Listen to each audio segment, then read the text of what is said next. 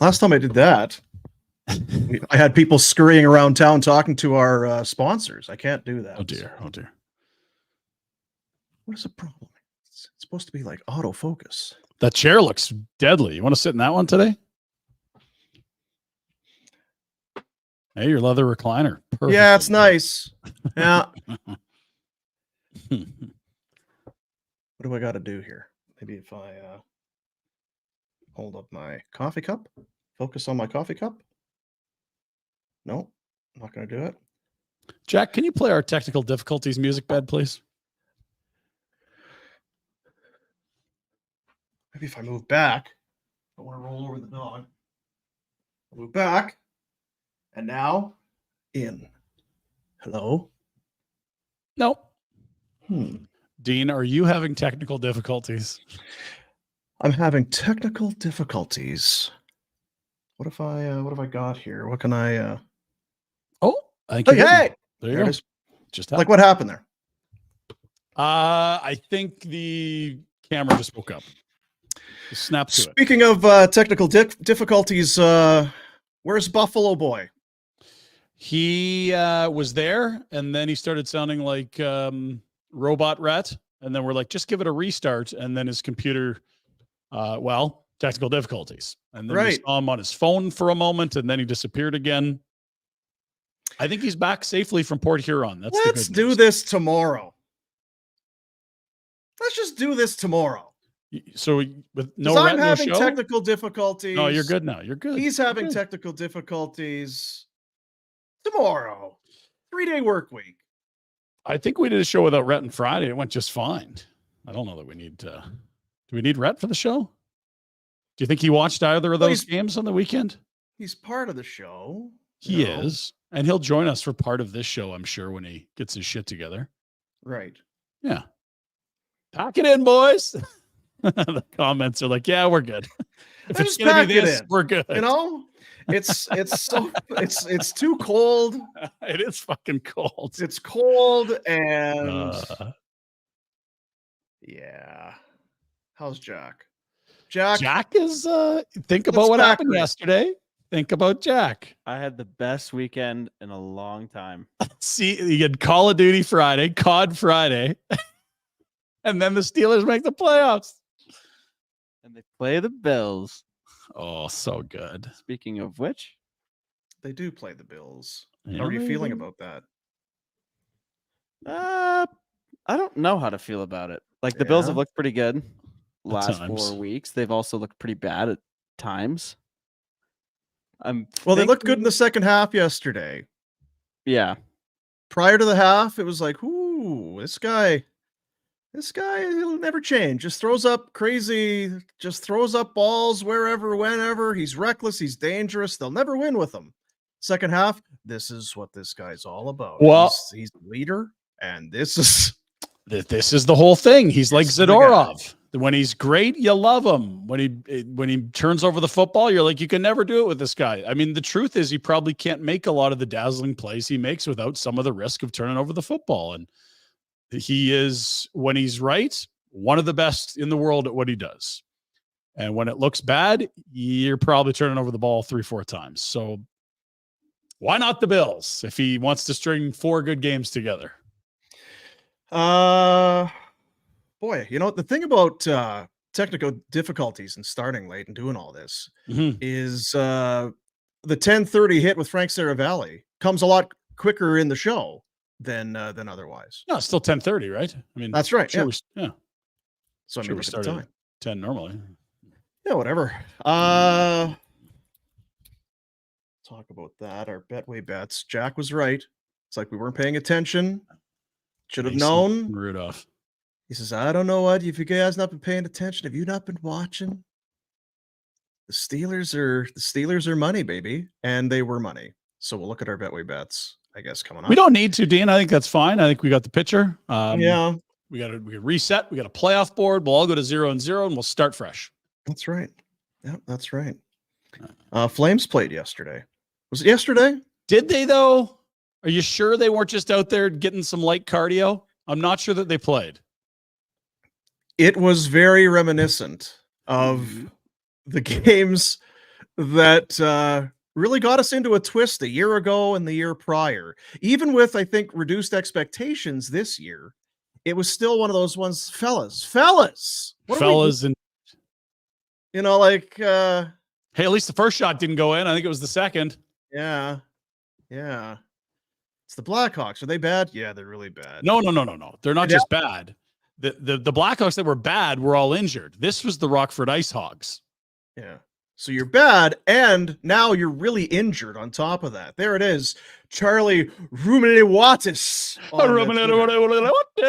Blackhawks injury list: Joey Anderson, Andreas Athanasiou, Anthony Beauvillier, Connor Bedard, Nick Foligno, Tyler Johnson, Seth Jones, Taylor Hall, Taylor Radish, Corey Perry, all out of the lineup. So what the hell? Like, what are you possibly left with? That's their first two power play units and their next skilled players. Like, that's everything they have. It's the second time on this road trip, Dean, that they played a team that was spending more money on buyouts and injuries than the actual team they were iced against them. They did win one of those two games, but that might be the worst roster we've seen in the league this year outside of San Jose yesterday. There were a lot of guys that you had no idea. Can we put up the lineup there? Yeah, there was a Johnson, but it wasn't the Tyler Johnson. And I thought, is that Tyler Johnson? No, that's Reese. Somebody else Johnson. Yeah. Now we'll bring in Frank Seravalli here. Now, Frank, you're an NHL insider. You're our insider. Yeah. Who the fuck are these guys? Because we talk about hockey every day on this show. And I've heard of Jacob Megna and like Jared Tenorti.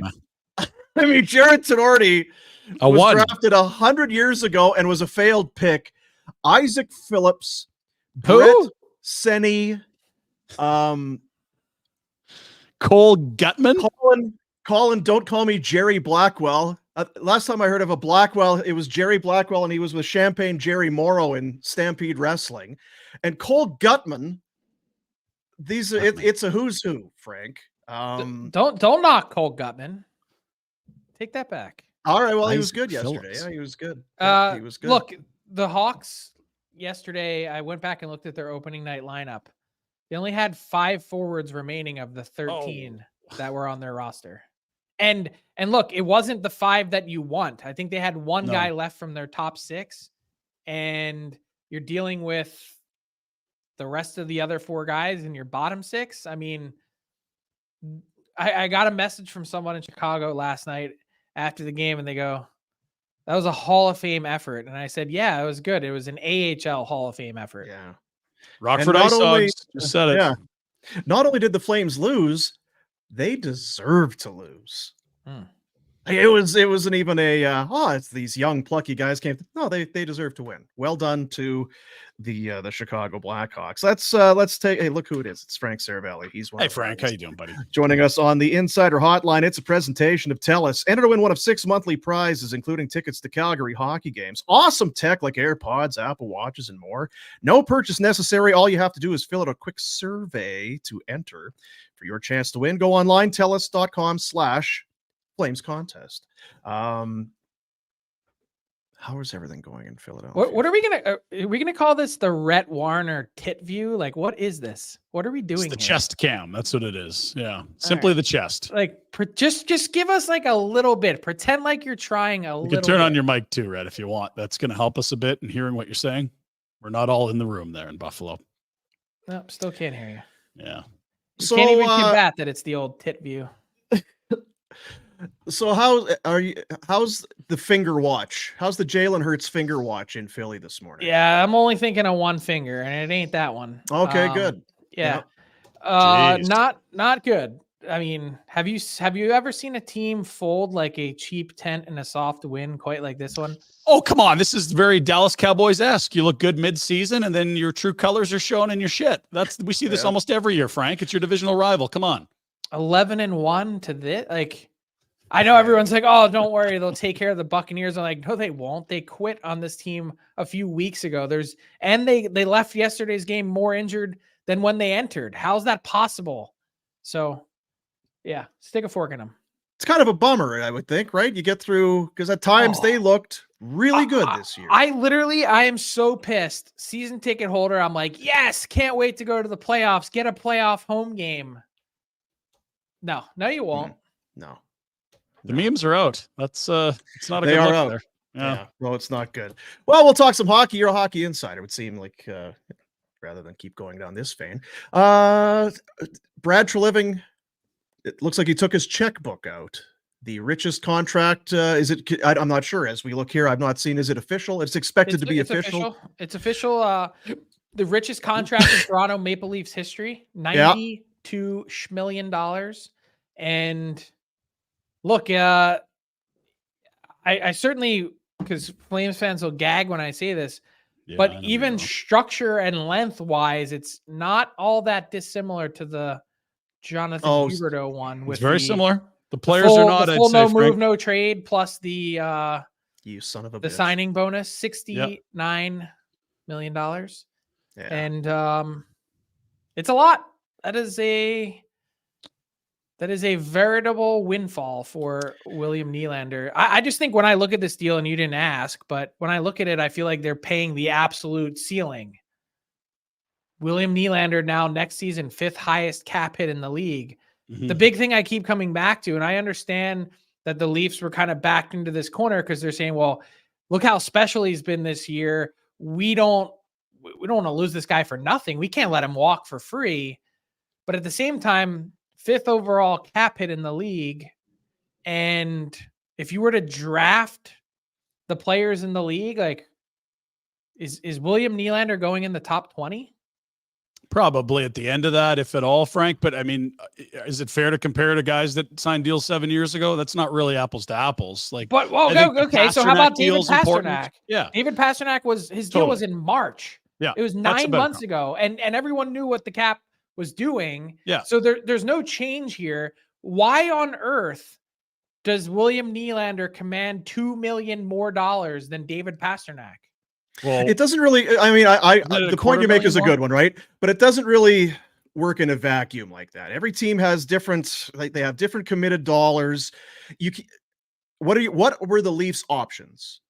To play him this season and let him go, to trade him, or to sign him?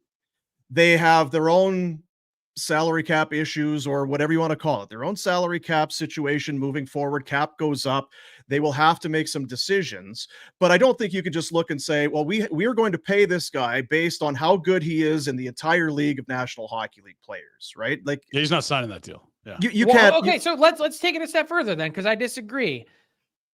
The next team can only offer him 7 years now. Yep. Who's paying him even close to that total dollars? Wouldn't Chicago pay him $13 a year?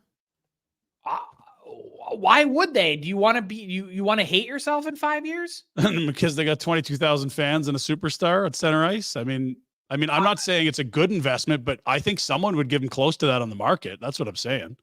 So you think Chicago would give him 13 times 7? Wow, I'm just saying, for like, if you go to a team like Seattle that lacks a superstar, if you look to spots where teams want to compete quickly, like the cap is higher than it's ever been. Comparing him to deals signed 5-6 years ago doesn't make sense. He's making $250,000 more than Pastrnak. That's it. And I'd rather have Pastrnak, but it's not a $2 million overpay, is it? I think, I mean, look at last year and how special it was. Not special, but how good it was. And then look at this year, and then look at all the other years that he's had. But he's getting better to me. So they got some surplus value off of the current contract at $7 million. Tons, it wasn't like extraordinarily, amazing surplus value. No, I understand what you're saying. You never want to pay top of the market in anything. But sometimes that's just the position that you find yourself in. Was he going to sign in the off season? We don't know that. He's a year away from unrestricted free agency. He might be betting on himself. You know that you have Tavares eventually coming off of the cap. 2 years, right? I think cap-wise, they're fine. Like, they're relatively fine. You can make the case, okay, we're taking the $4.5 million increase from this summer that's projected, and we're putting it right in William Nylander's jeans. Fine. Mm-hmm.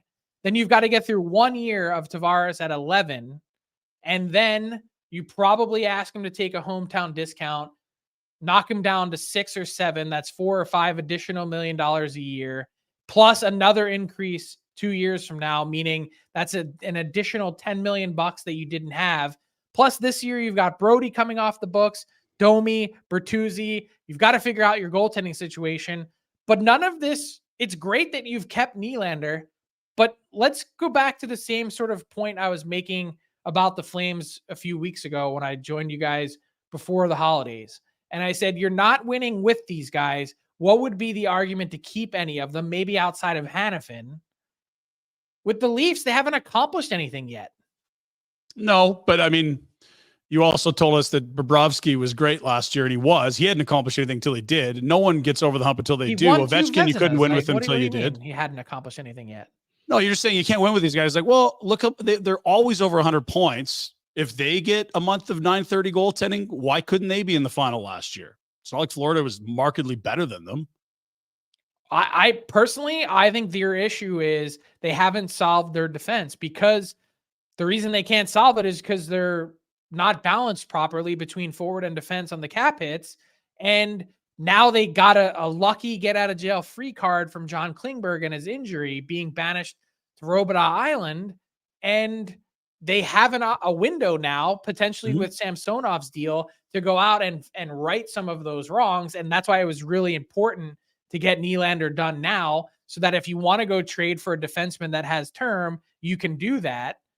But as currently constituted at this exact moment in time, I don't have the Toronto Maple Leafs as a cup contender.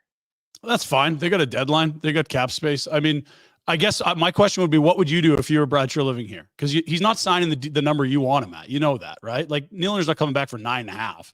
I think the play, if you're going to rewind the tape while everyone was in, evaluation mode and everyone's getting their feet wet, what really would have made sense going back to last summer would have been to move him then while his value is incredibly high. And then I would have restructured my defense. But that's, and you can do that this summer with Marner.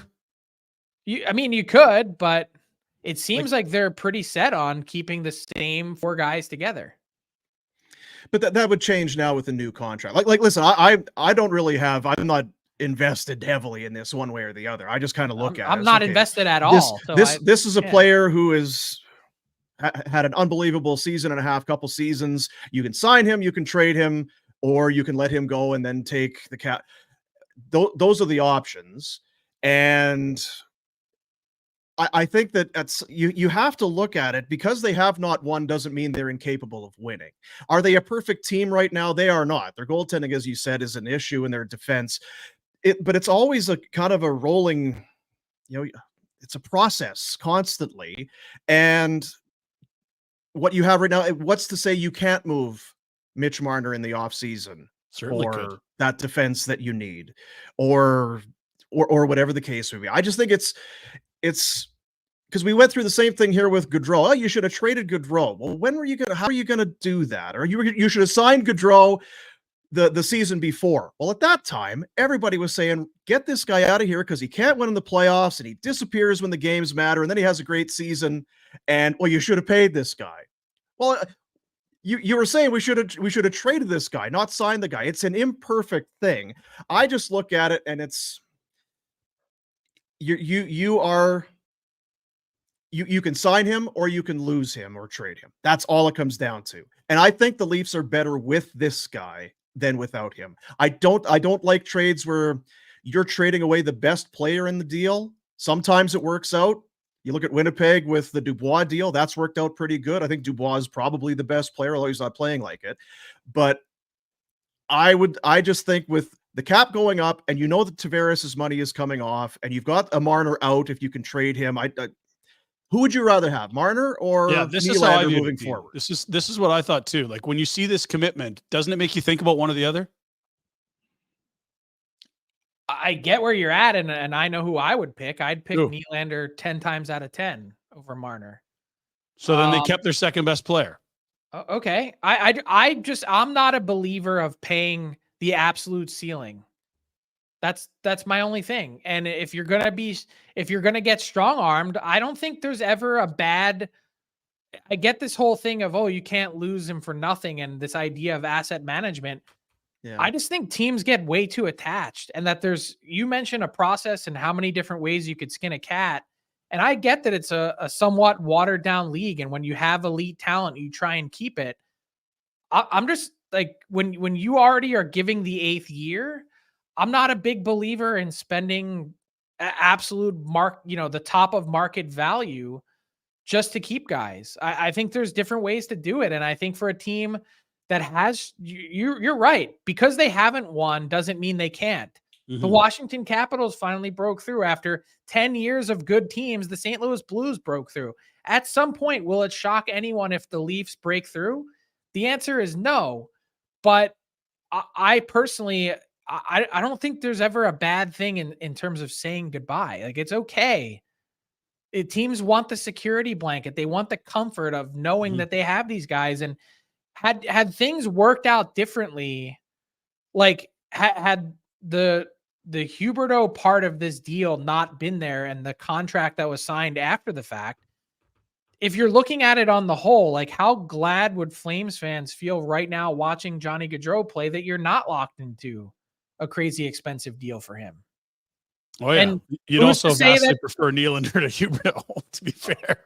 Okay, but going back a few years in time and now knowing how much of a premium Nylander's making on Gaudreau, had you taken Johnny Gaudreau at age 26 or whatever Nylander is, and you put Nylander next to him, which one would you have wanted to have at this exact moment in time? I probably would have taken Gaudreau. You take Nylander? I think I'd take Nylander. Watching him in the playoffs, and like, I like that. In that market, he is a guy that it's water off a duck's back, and not many guys can do it in that market. And chatting with people around the organization, that's the difference maker for them, is that I think he was a softer player early in his career. I don't worry about that now. He's not great defensively. He's an elite offensive player. Those are the most expensive players in the league. And tip your cap to William Nylander. It's his contract year. He's having a career year, and he's months away from free agency. He's not in the discount taking business right now. And, you'd hope you'd have a Pasternak situation, but you don't, because you haven't had the success that Boston's had. And you didn't have Bergerons and Charas and Marchands taking less to stay a part of that team. That culture's not there in Toronto. And so what you're left with is paying market rates. Like, this is kind of what he's going to get in AAV. So it's, you want me or not? So what does that say about, like, I think you made an incredibly important point about all of those. You're going to have 4 guys next year, all in the top 10 in cap hits. What does that say about that group, that no one is willing? He's the first guy to go the distance and take the full 8 years outside of Tavares, which doesn't really count because it was before all those other guys came 7 years. Yeah. But what does it say about their group and their culture? I don't know that it says anything. I think there is a question to be asked of, are these guys money hungry that just want to see themselves one up each other to get to the top, and team success be damned?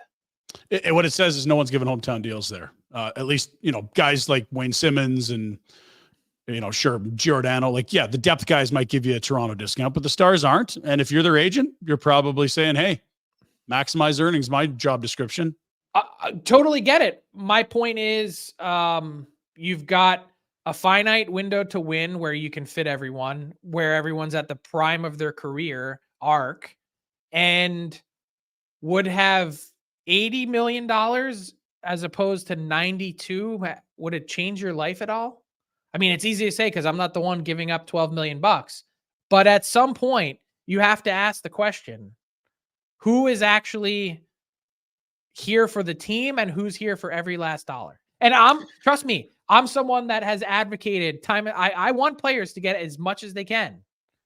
But when you have 4 forwards inside the top 10 in league salary caps, it's kind of problematic. Yeah. I saw somebody had put out this morning that the Vegas Golden Knights were the first team with a player on their roster, whatever it was, making more than 10 million. I don't know. I mean, it's now first team to win a cup. Yep. So yeah, to win a cup. So that's cap goes up. And I want to move on because I know people aren't here to listen about Leaf stuff, but I just want, so if it's 11.5, what's the number where if you're unhappy with it, what's the number that you'd be happy with? Is it 10? Is it 10 and a half? Is it 9.75? At the end of the day, is it top dollar? It is. But how far away are you from realistic fair, or what you consider fair dollar, right? And if you're the team, are you going to potentially lose a guy who looks like he's coming along for $1.5 million a year? You probably try it. We'll find that $1.5 million somewhere else. I totally get where work, they're at. yeah. I do. I'm just saying I'm not a big believer in paying very top of market for a player who's at the top of his ceiling, I think. Go ahead. Yeah, sorry. Just, is anyone smiling more than Sam Reinhart right now, who's on pace for like 60 goals? Sam Reinhart, probably Elias Pettersson. Yeah, Elias is an R, but yeah, a year away. So same forces essentially. Yeah. I mean, if Nylander's 11.5 and you've got a franchise center who I think you meant, like, I think a key part of this is ceiling. I don't think Pettersson's even close to scratching his. And I'm looking at him going, that number starts with a 12 plus all day long, even on a 5-year deal. Yep. I don't look at it as like, wow, these guys are getting too much. I look at it as like, man, like Pastrnak left a lot of money on the table. McKinnon left a lot of money on the table. If McDavid asked for 15 5 years ago, they would have given it to him. These other guys are all leaving money on the table, and you can say, look, why aren't they in Toronto? Well, because they got better agents, I'd say. It looks like they're trying to one up each other. Like I look at McDavid taking less in Edmonton and thinking, why is he taking less so that they can overpay Nurse by $3 million? That doesn't make sense to me. They should be taking discounts to play with him. But that's the spot that you work yourself into, is if you're a player, you're going, hey, wait, I'm going to leave. Let's just say hypothetically that this season brought Nylander an extra $12 million total based on the way that he's played. If you're Nylander, you're going, wait, so I'm going to leave that behind and in your hands, and I have no say in how you're going to go out and spend it, and no proof that it's going to be worthwhile. Aren't I better just taking the $12 million myself? Totally. That's my whole point. The stars are the ones that should get paid. Don't give Darnell Nurse 9.25. Okay. Give McDavid 15. But so where, I know that he's been their MVP this year, and not to belabor this, Dino, but like, where is he on the Leafs star pecking order? 2. Okay. Yeah, that'd be the thing, right? You almost feel like maybe the heading Leafs into have made that he determination. definitely wasn't 2. Yeah. The Leafs have probably made that determination, right? Yeah, and I think he was better in the playoffs and last year than Marner. I think it's been a better year and a half, and it looks like Nylander has taken a step, whereas Marner's game, you're kind of like, where's he at? Where are the assists? Where's the playmaking? Where are the zone entries? It's not the same player for Marner, and I almost felt like this was a referendum on which guy are we going to keep, and when you give this guy all the signing bonus and all the term, maybe Marner is available this summer. Noah Hanifin right now for Mitch Marner. Get it done. Do it. Yeah. That'd be what I would do if I were Craig. It's amazing what happens when you're not paying attention. And I guess I wasn't paying close enough attention. It happened fast. When is the last time the Winnipeg Jets were first overall in the National Hockey League? Has it ever happened? Have they ever been the number 1 team in the league? I actually have a factual answer for you. The answer is 0, is never happened before, 0 times. Yeah. In either iteration of the franchise. Yeah. They have a .718 winning percentage. They are 2 points better than the Rangers and the Bruins. And I guess was it 2 weeks ago? Was it? I mean, trying to even thinking before Christmas, we had heard that stat about Hellebuck and the goals against, and just how tight they were defensively. And I was kind of taken aback then. And all they've done is win hockey games since. I have not been paying close enough attention, apparently, to the Winnipeg Jets, who are quite a wagon right now. Wagon alert. They've been good. I think the last time they gave up more than 3 in a game, you have to go all the way back to November 2nd. Oof. It's January. Yeah, never mind allowing 4 to the Rockford Ice Hogs, eh? Yeah. Here's the thing about the Jets, and I don't want to come off as too negative because they've been really the most consistent team in the league this year, I think by a wide margin, and the consistency is so valuable. When it's all said and done this year, I don't know are the Jets the 3rd best team in their division? No one's got a better goalie than them, I'll tell you that. No, and that's a huge part of it. But I look at the Stars and I look at the Avs, and the Avs have had fits and starts this year. They've been a really marginal road team. They're running their goalie into the ground. The Stars have been without Jake Ottinger for a huge chunk of this season and have still acquitted themselves quite well. I love the Stars back end, even Colorado as well with Makar and that group. But to make it all the way through, I feel like the one key ingredient for me that's missing with Winnipeg is like the super duper star that's going to get you there. And it almost feels like when I watch the Jets that they're like a Western Conference version of the Carolina Hurricanes. Yeah. Deep team, competitive. The big difference between the Jets and Canes is goalie, and maybe that superstar resides in net. But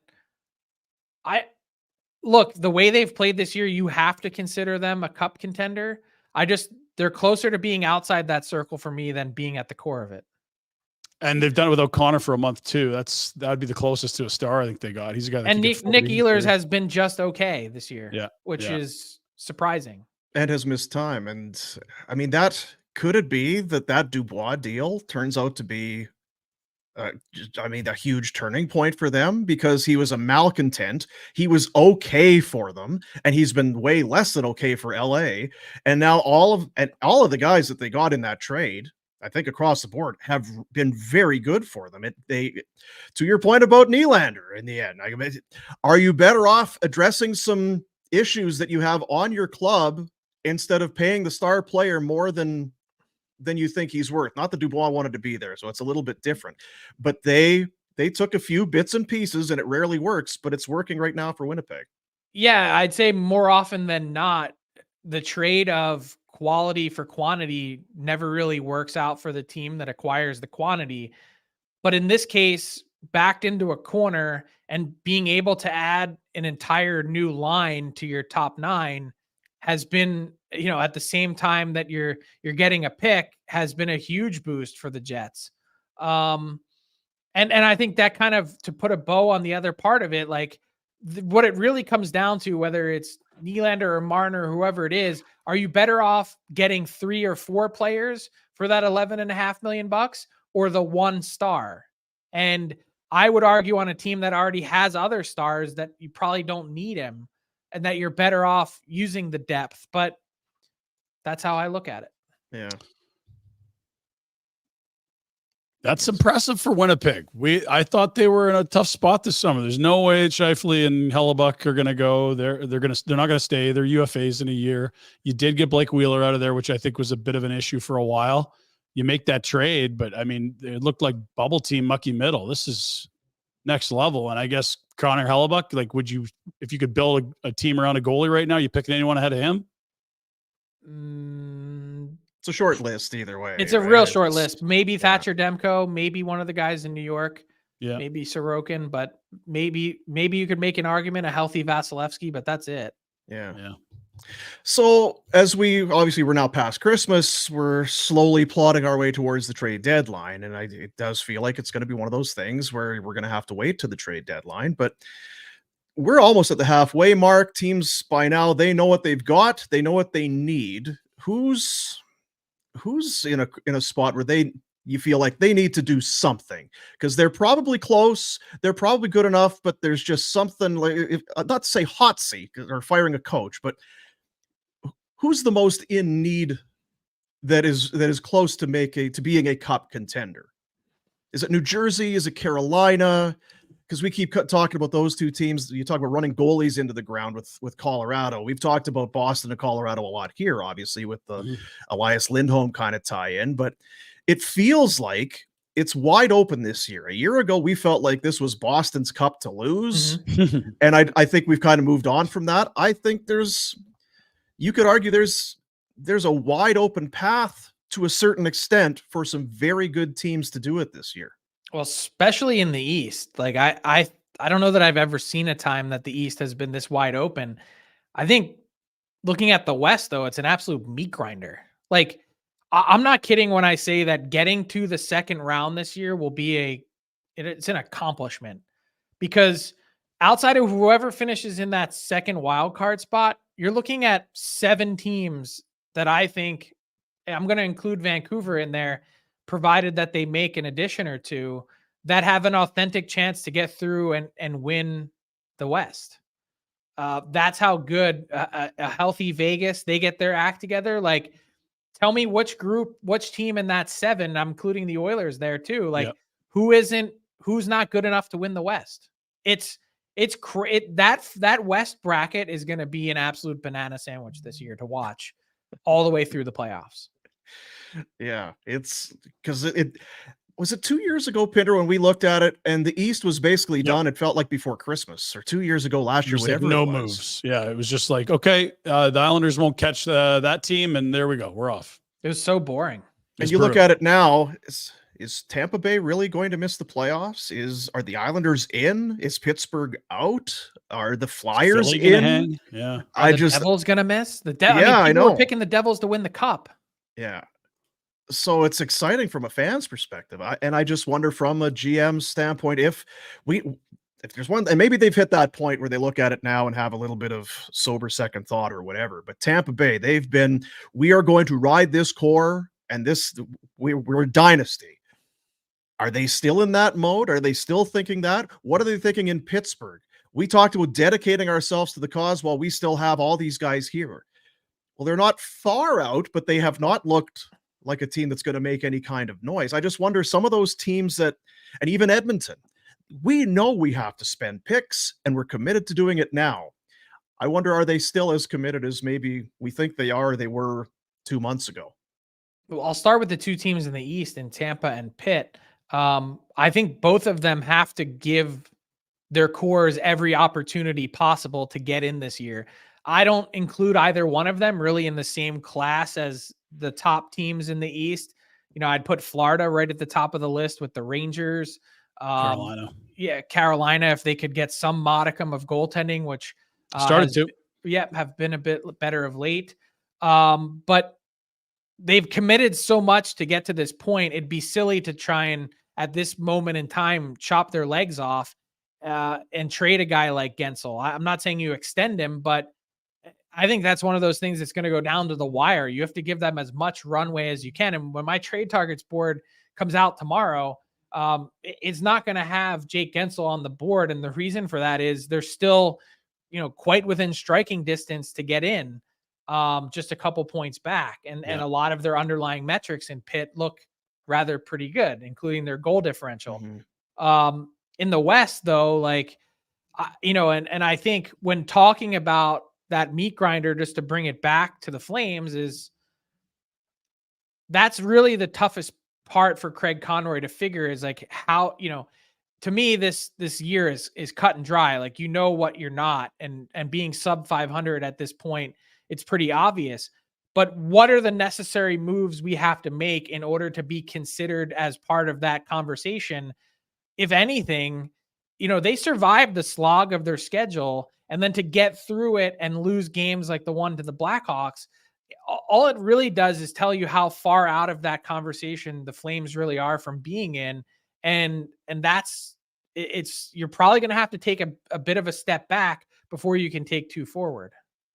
There's a lot of people that hope you're right, Frank. There's a lot of people that are hoping that ownership sees it the way you're seeing it, because I still think there's a little bit of fear from some parts of the fan base that say Huskers and the coaches have done a pretty good job, and Markstrom looks pretty good, might win them some games they don't deserve winning. How far?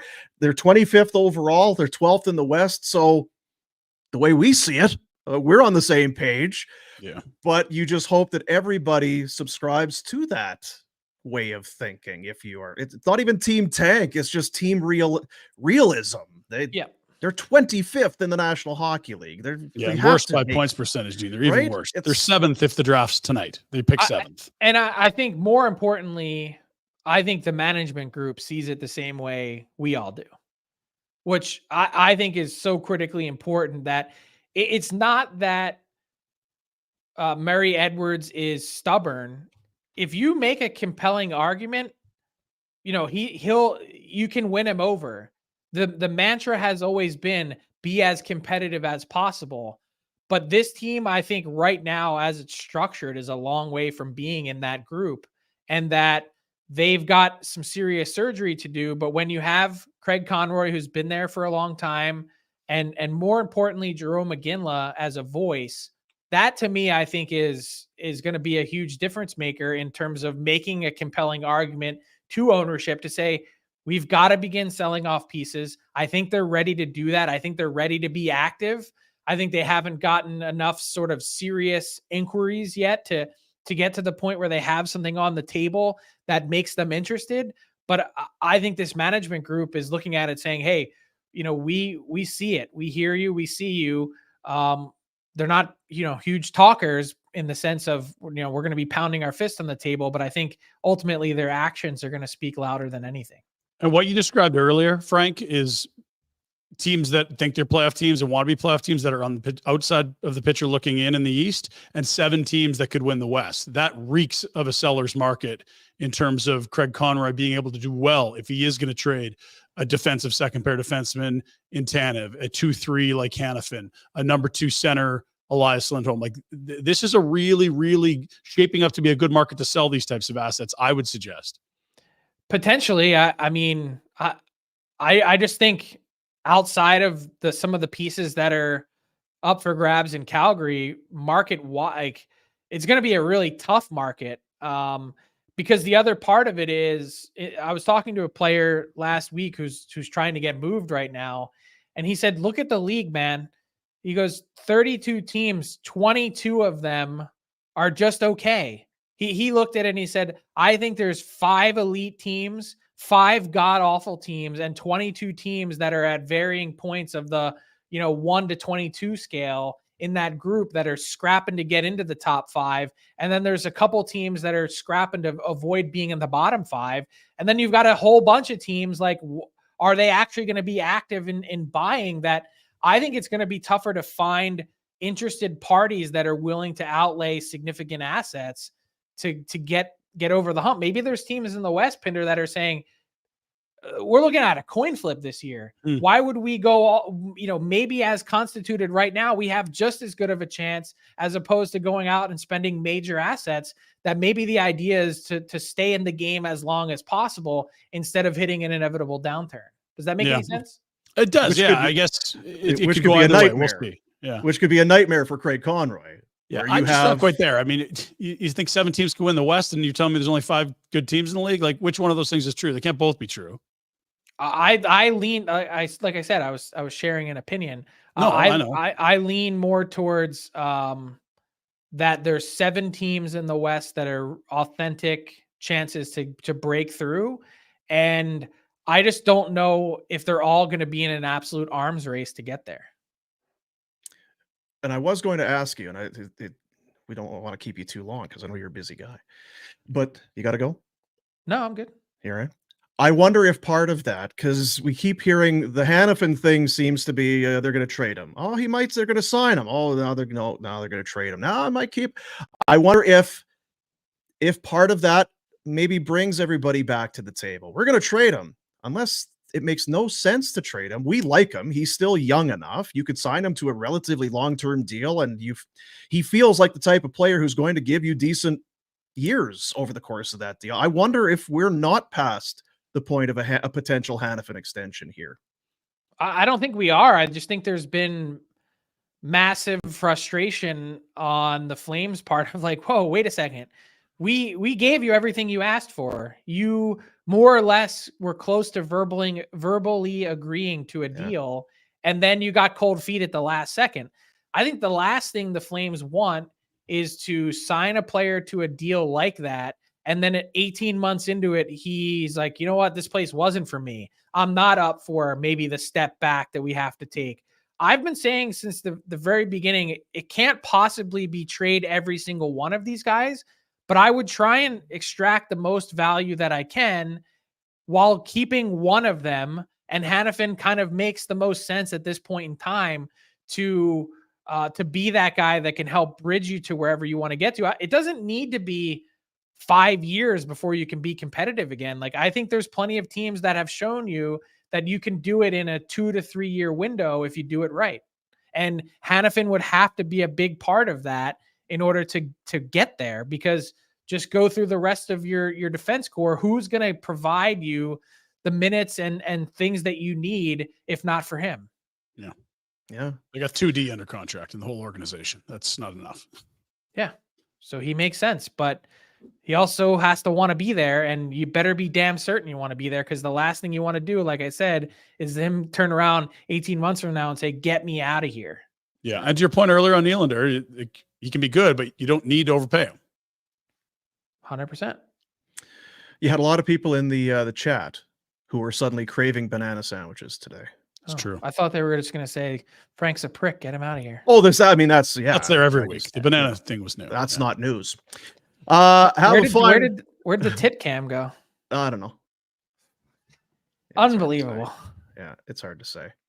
Appreciate you, pal. We'll talk to you next week. See you guys. Hey, I'll see you in Jasper. Hey, we're gonna are we all gonna carpool together? I'm coming to Calgary. I'm coming in for the Tree Living Bowl. Frank, you know what that means? Mezcal. You're gonna get pindered. I mean, that's in you are gonna get. I'm with Pinder for 5 days. You're gonna get pindered at some point. Oh yeah, you're in trouble. You're on the trolley tracks here, bud. Yeah. Well. Yeah. I'll see if I can prep my liver between now and then. Pack accordingly. Yeah, that would be yeah. See Thanks, Frank. Talk to you. There you go. On the Insider Hotline, a presentation of TELUS. TELUS has been been partners with the Flames since 2005. Committed to hockey, committed to Calgary.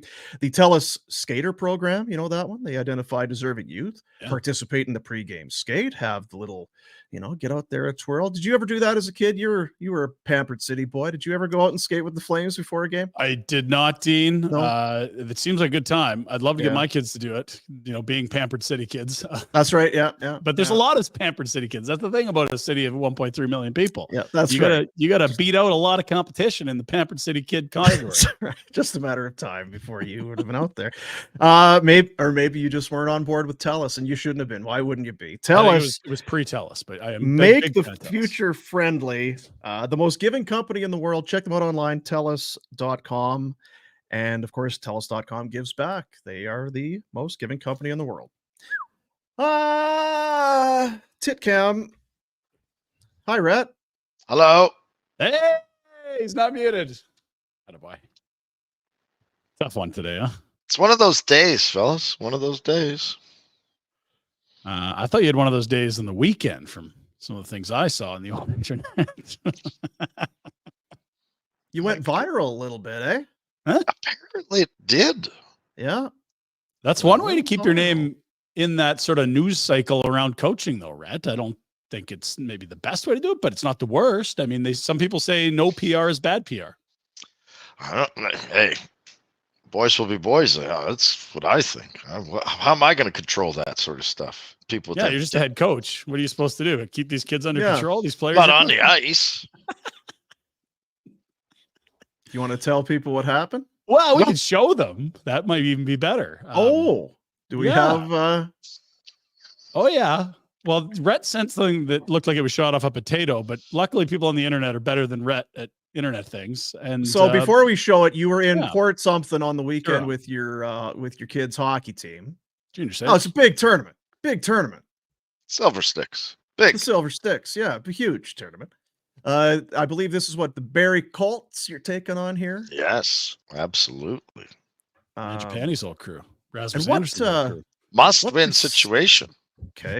Which you tied in the end, did you not? Actually, well, I'll finish the story with that story. Right. We'll come back to that. So let's start with the video. Is that what we need, Rhett? Sure. Have a look at the Silver Sticks.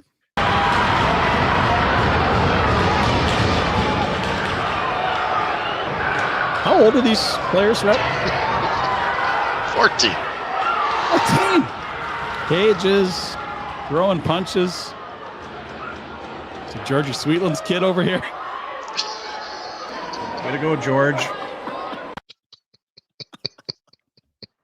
Rhett, what are you doing? Rhett, what the H? We're not going. Hey, we're trying to win here. Yeah, it looks like it.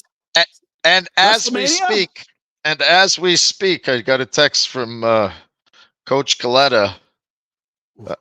You will be suspended along with all 5 of the kids. Well, really? That's just what? I can't believe it. I think I'm going to have to. What's the term I'm looking for? Debate or appeal. I'm going to appeal. Yeah. Oh, I see. Yeah. Well, I mean, the footage there. It really doesn't look like anything serious. It's just kids being kids. Yeah. You can't expect a coach to be able to rein that type of behavior in, Dean. I mean, what am I going to do? Yell? Now, did you suffer any injury? Did you cut your fingers or anything when you were like scaling the glass to get at the other coach? Because I can't imagine you were calm and cool. I was totally calm and cool. We actually had a bit of a side grin at each other. But then I did approach their bench, and a whole bunch of people were like, oh, my God. Mm-hmm. But I went to him to say, do you suppose we should send an adult or one of our coaches down to the dressing room so they don't carry on down there? Yeah. Because the rooms were right next to each other. Literally, you walked down the same hallway together. You need a big urn to separate the Tortorellas and Hartleys of the world, right? Like just someone in the middle to hold them off each other in the hallways. So was it one of those games where they were just going? Could you sense that this was a powder keg? I didn't think so. No. We played Adrian Acoin's team the night before, and that game didn't start till 10:15. So the boys were a little actually sleepy that game against Barrie, and all of a sudden there was one hit, and I would say it was questionable, not evil. Maybe you could call it a penalty. I don't know. And then the boys decided we're gonna have a bit of a Donnybrook here. Let's have a go. I also like that one of your kids does the old USA just won the World Junior Golds. Let's taunt the fans. That's as he's backpedaling for his life. Yeah, that's a look. Oh yeah, come on. Hey, you want some of this? Back it up, Tam. Back it up. Bonding. We got to get the boys. They rallied just rallying around each other. Good job. Yeah, that's nice. This is there's a lot to take in. Hey, you want some of this? Oh, hey, what? Yeah. What? Hey, what? No. Just working on my backwards crossovers. Don't mind me. That one down there, the Barrie Georgie. There it is. The guy in front of the net, those two fighting. The Barrie guy actually grabbed his helmet and tried to hit him with it. Classic. Yeah, look at that. Good freeze, Jack. Yeah, that one. Mm-hmm. No appetite for the goalies to go the distance and get into it? No, because my goalie Waterman got in shit for that earlier in the year. We had a discussion about what's the theme here, Rhett? Going down the ice. We're not going to go down lightly. We got to go down swinging, I guess. So was this game 2 or 3? Did you play after this? What's happening here? No, this was the last game we had to. Well, here's the rest of the story. Oh dear. So, excuse me. Hang on. Jesus Christ. We had to. I was under the assumption anyway that it was a move to have any chance of carrying on in the tournament. So at that point, it was 6-5 when the big scrap came out, and all 5 boys were asked to leave the surface, and that was we were down. We were short, but I pulled the goalie, and we managed to tie it up. No, 6-6. About 45 seconds left, maybe a minute, and apparently I had my intel. My intel was a little off, and a tie would do just fine. But I pulled the goalie again. Oh. You need a stats guy, Rhett. You need a stats guy. Played the last 40 to 50 seconds with an empty net, and Barry's just shooting a puck down the ice. No clue that if we lose, like obviously we lose, we're done. But if we tie, we're in good shape. Well, we're not in good shape, but we got a chance. And you know what? The parents had to be, what is he doing? Oh, why are we pulling the goalie? And back to Adrian Acoin. So that was a team we needed them to tie or lose. It was a goal differential thing. So they're the game after us. And if Barrie, it's so convoluted, right? This tournament. If Barrie wins, they're actually eliminated. So they're watching this game going, what is this asshat doing? Pulling his goalie. Like if Barrie score, if they tie, they can move on. If Barrie scores, everybody we're screwed, and so are they. Yeah, we're going home. What's he doing? Why is he out to get me? It's like, who's doing your math? And I'm like, I don't know. So pretty much a pretty solid weekend for you as the coach. Then you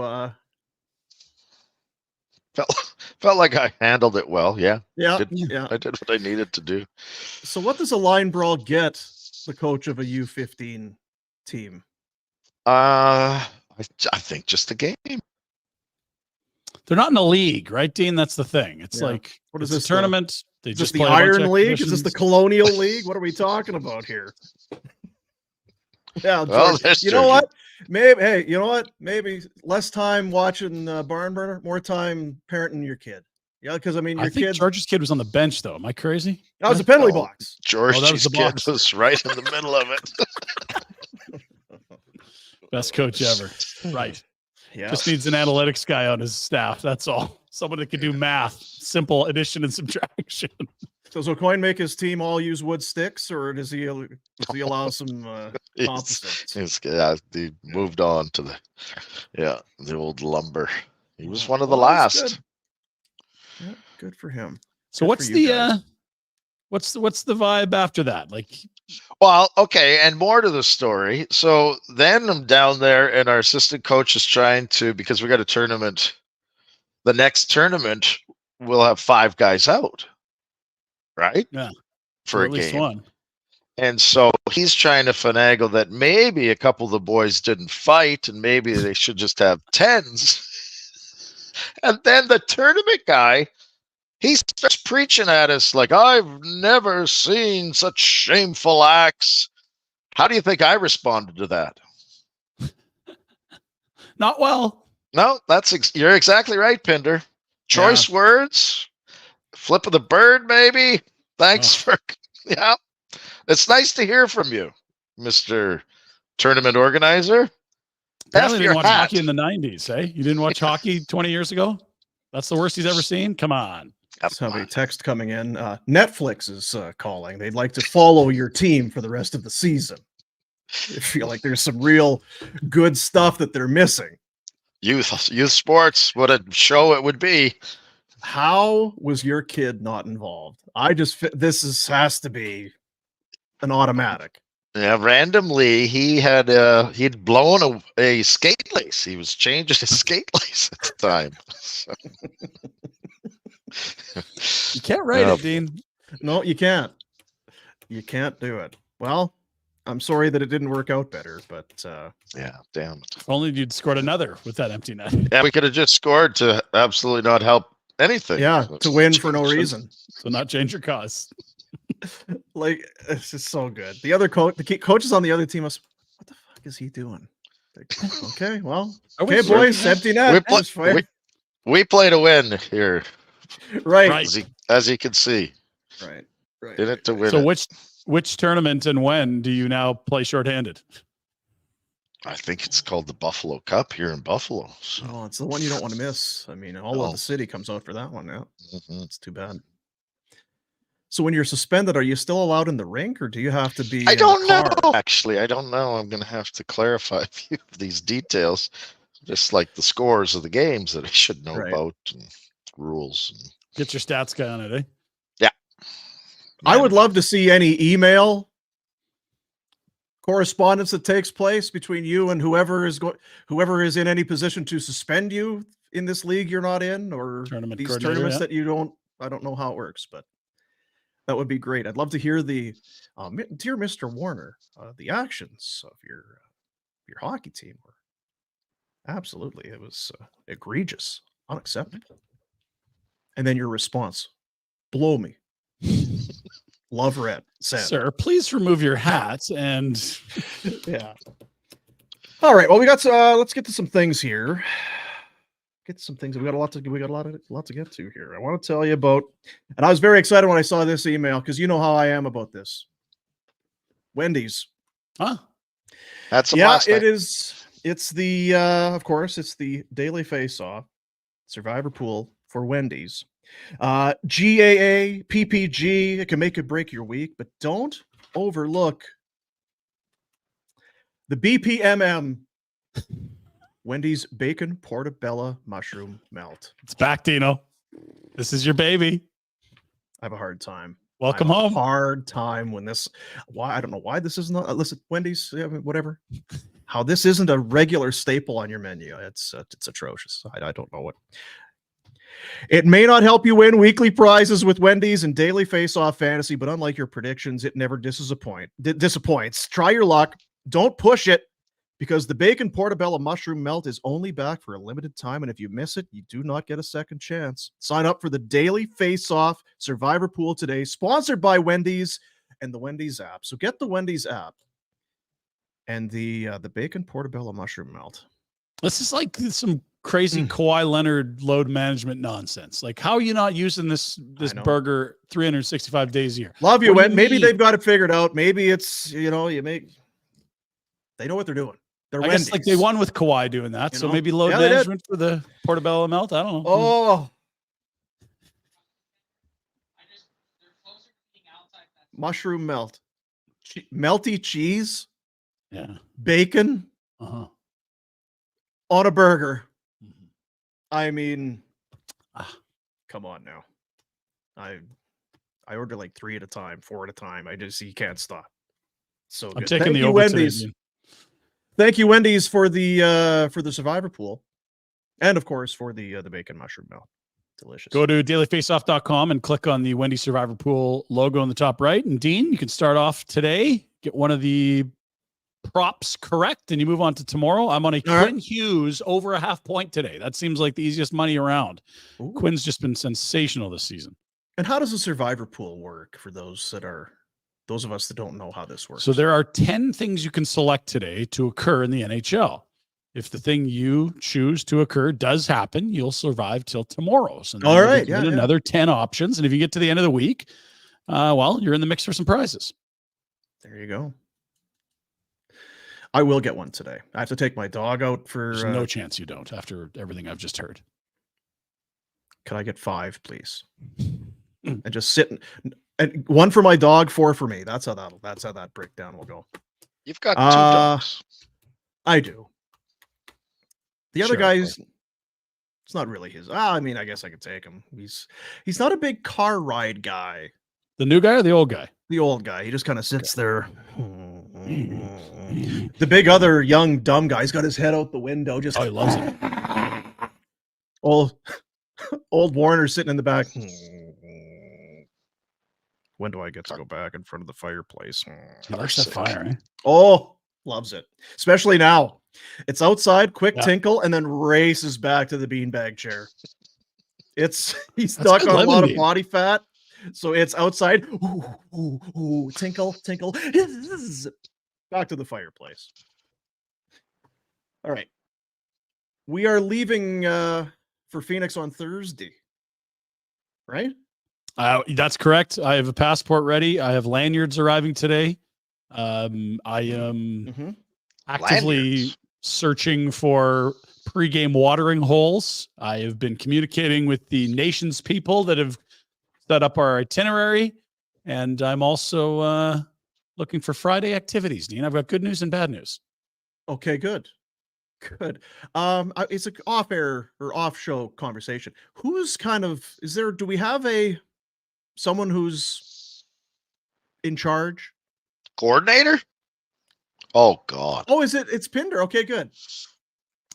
So we're going to meet at this brewery at 8 a.m. on Friday. Right. That's right. Yeah. Okay, good. Yeah. Where's the an plane? after hours at 3 a.m. over here? How are we? What hotel? Do we have room keys? I don't know how it works. So Pinder, that's good. Be ready. Good. We're ready. So last week we told you that Oodle Noodle was on board. Oodle Noodle. Big shout. Said, you know what? We want to make this worthwhile for folks. We're going to give away a couple of trips on the barn burner vacation to Arizona. You needed to be following Oodle Noodle. You needed to be following us on Instagram. You got to have a passport. You got to be able to go. And apparently, we found some people that said, "Yeah, we can make that swing." Really? So, courtesy of Oodle Noodle, which is delicious. This, you know, here I'm talking. So the fat guy likes food, eh? Oh, stunner. Love the Oodle Noodle. Congrats to Eric and Lucas. These two donkeys have got passports and are coming with us down to Phoenix on Thursday. They also have a buddy coming with each of them. It's Eric +1 and Lucas +1. These donkeys are fired up, Dean. Yeah, they are fired up. I don't blame them. That's a hell of a prize, you know? Who else is doing that? Nobody else. That's who. I'll answer it for you. That's who. Nobody.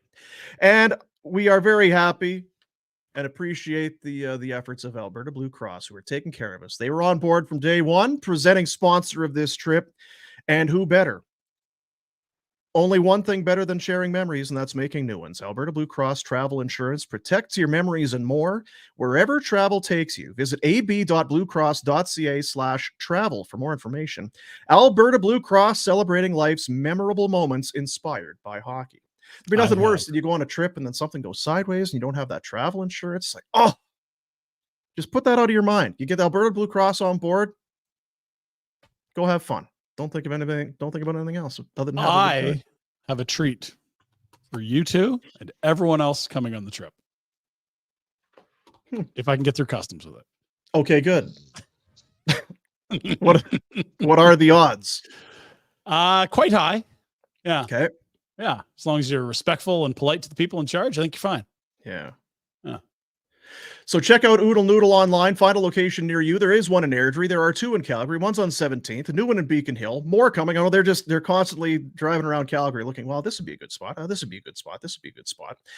Bunch up in Edmonton, and not just lip service. It's my daughter's favorite restaurant. Where are we going? Can we go to Oodle Noodle?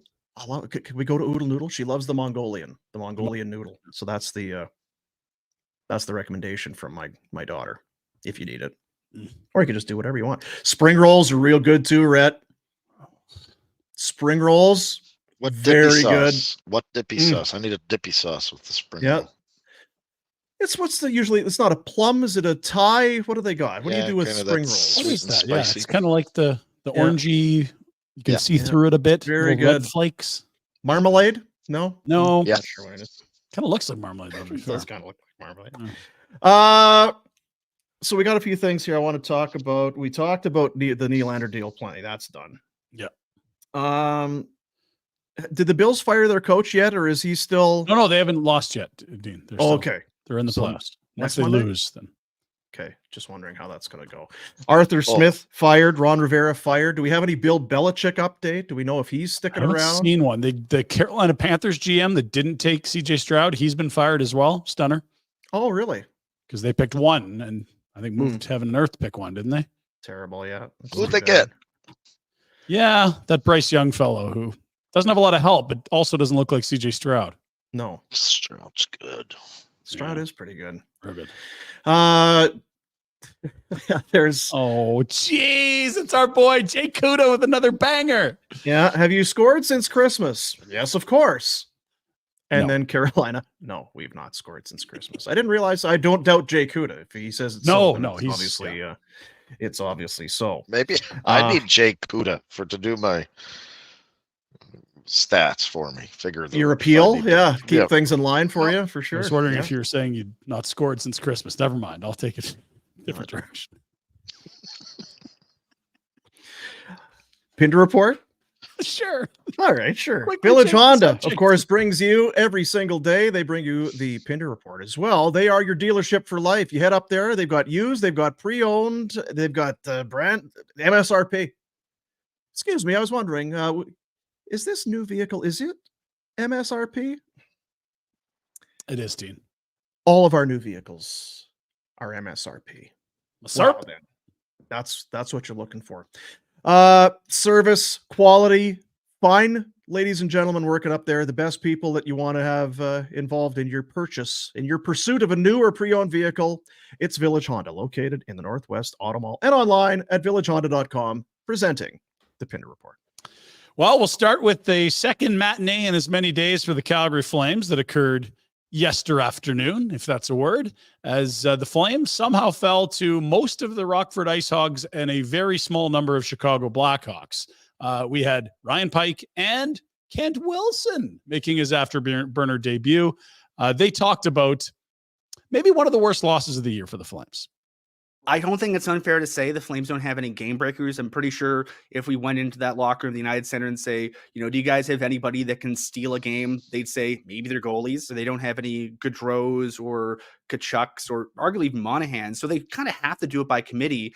And this is the type of game where, the tank was a little bit empty because they were pushing and pushing and pushing. But the Flames' entire system relies on speed, execution, and movement. But it seems like one by one, speed, execution, and movement all kind of went by the wayside for a big chunk of, especially that second period. And, that's what you get, right? Yeah, you also need to execute on the details when you're a by committee kind of team, right? You can't have the giveaways that we saw in the neutral ice and their own zone. Yeah, it just became really slow and really sloppy. And I think a lot of that was probably being tired, but they're also a mediocre team, unfortunately. So some nights that's what you get.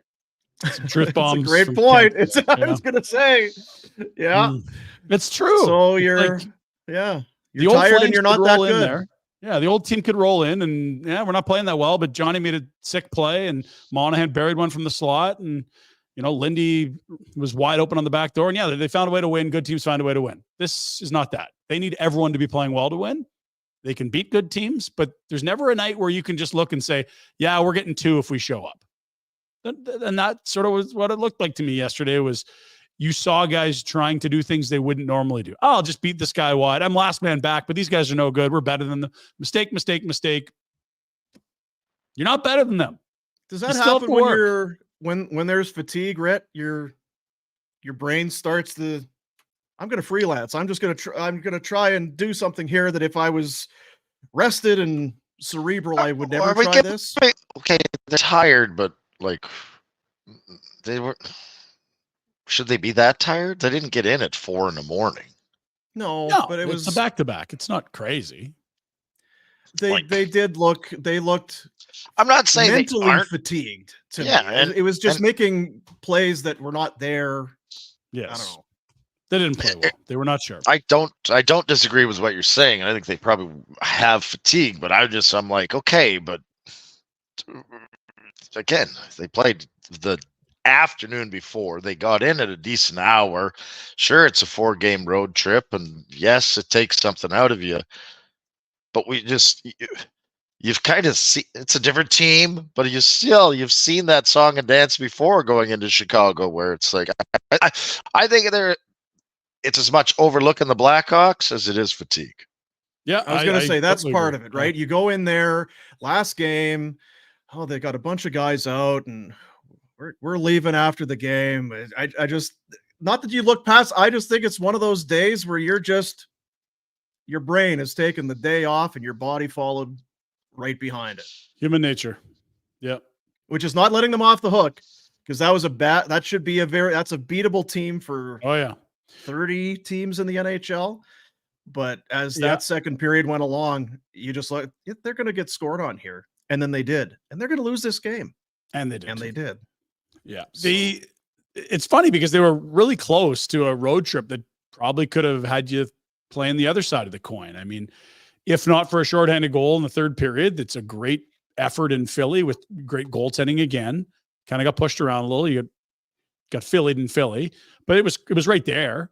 And then it's like, okay, so if that's the one game you lose, you close the road trip with a win over a bad Chicago club, you're coming home with 6 of 8. That's pretty respectable.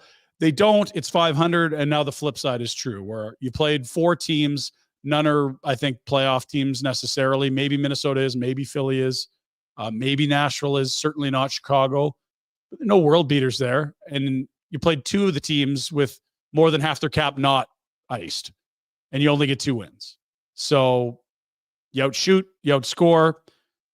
You kind of lose special teams by a shorty. That's it. But could have been a really good road trip if they just took care of business yesterday, and it wasn't. And instead, it's like, yeah, that's not a good road trip. And you look at when that road trip started, these 2 games at the end, matinee games, no good. Yep. And they were kind of no good. So.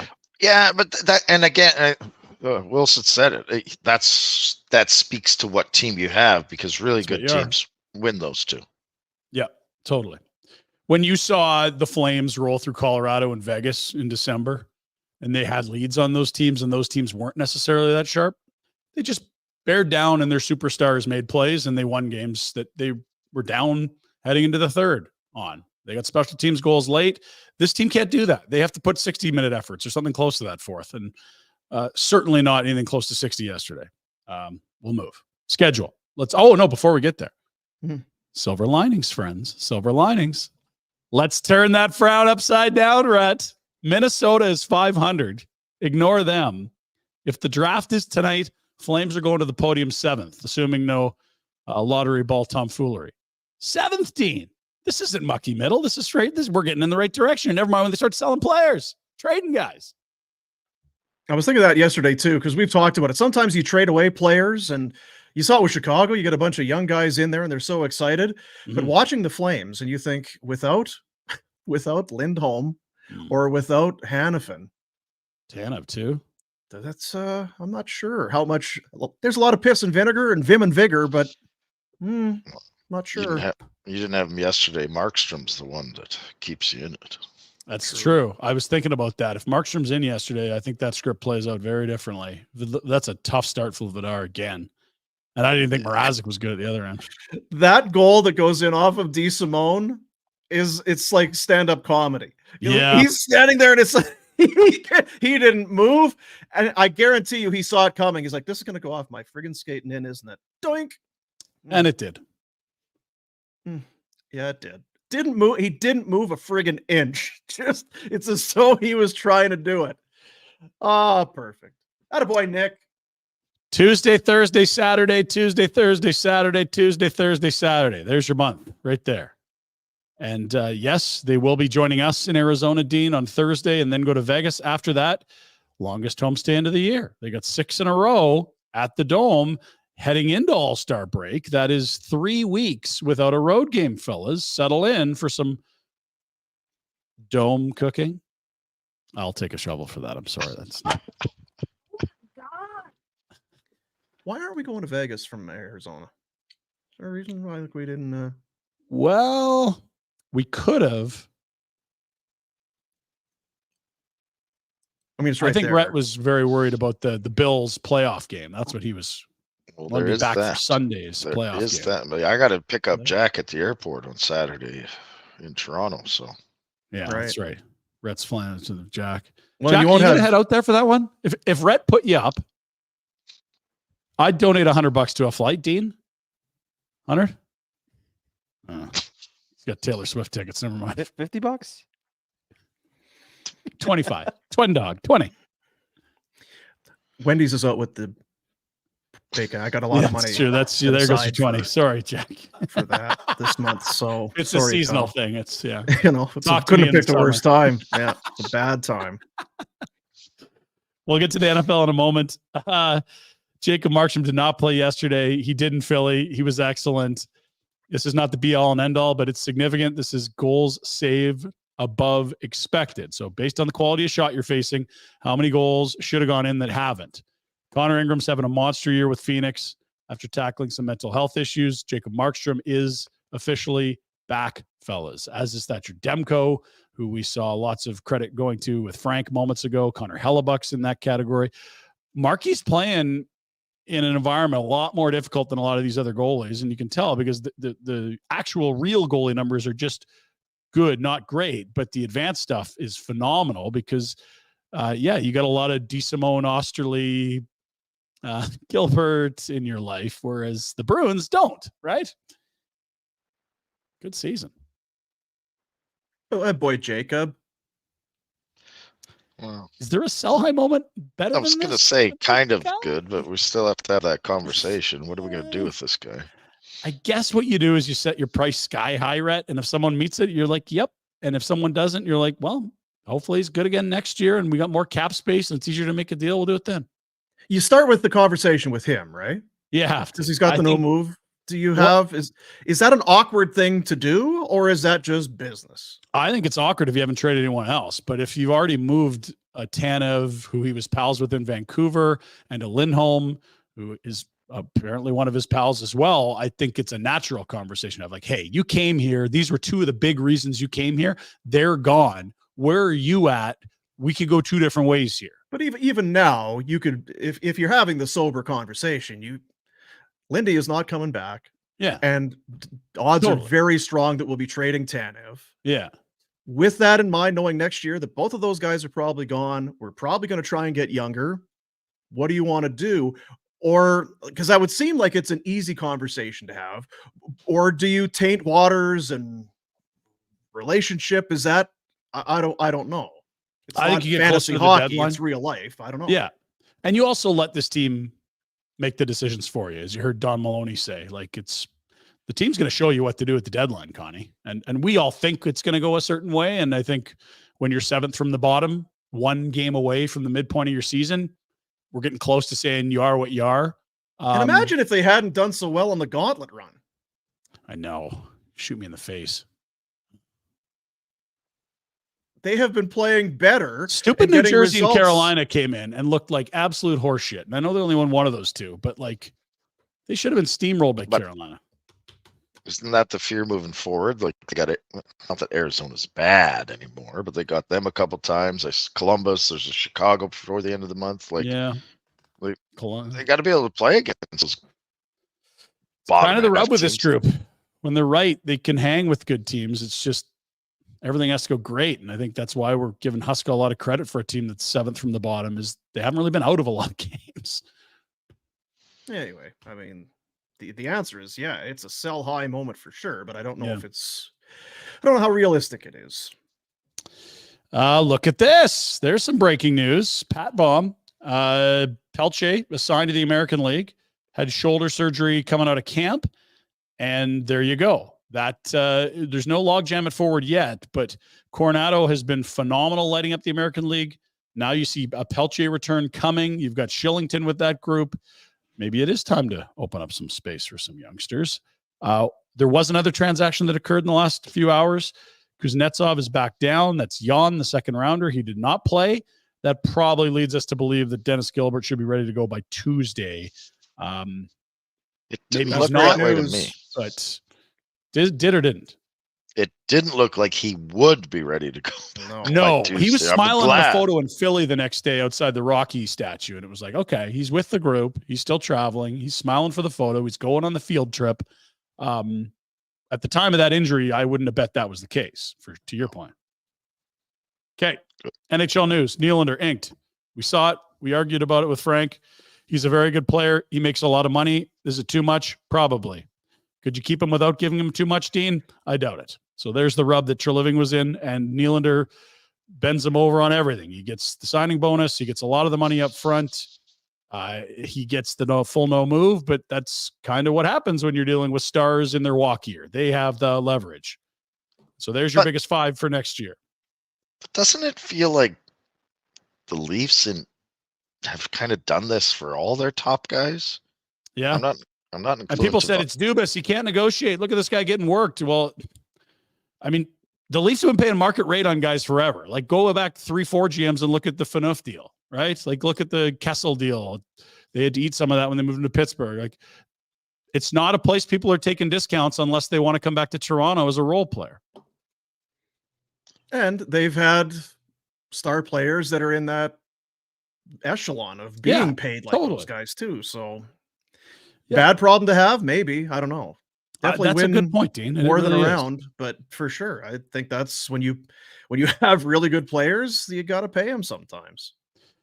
It would be better than the opposite, like paying guys that aren't stars, or paying guys not that aren't stars to pay. Right? Yeah. Both of those things would be worse. That would stink for sure. Yeah, you wouldn't want that. Not at all. Let's move to tonight's slate. NHL. We got some good matchups. A rematch of the '94 Stanley Cup. I'm sure you remember vividly, Rhett. where the I Canucks do. got screwed by the schedule maker in New York. Bastard. Hockey was on the cover of SI. Hockey's cool. The NBA's not. That was a while ago. Transylvania, Dean. That's right. Yeah.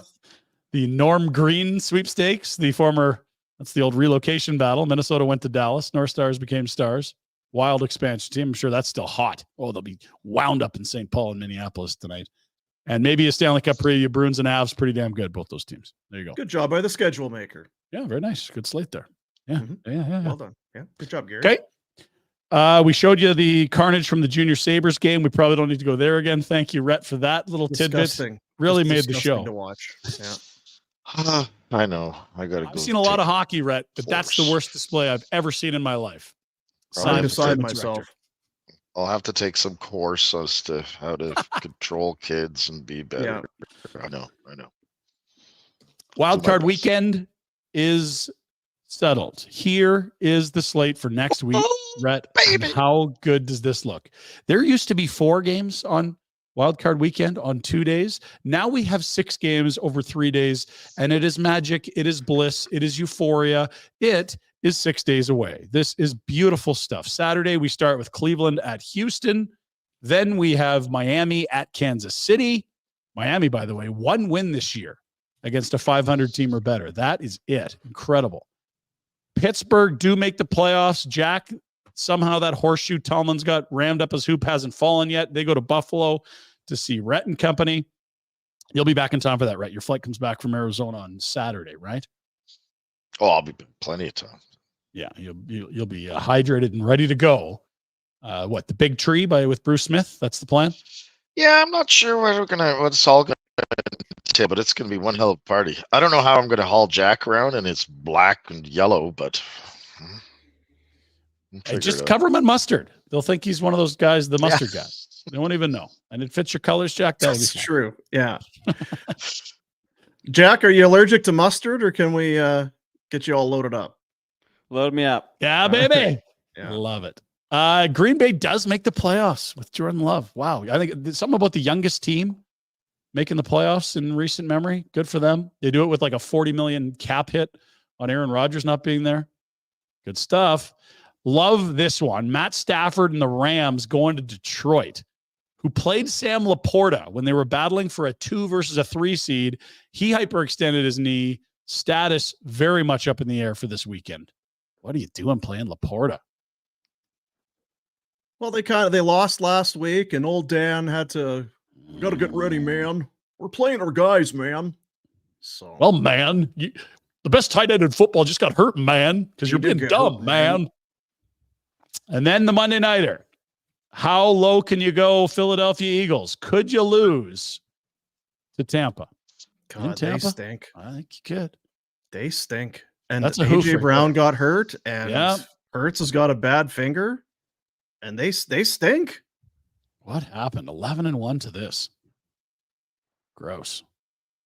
That could be an awful, awful football game to watch. Because Tampa Bay stinks.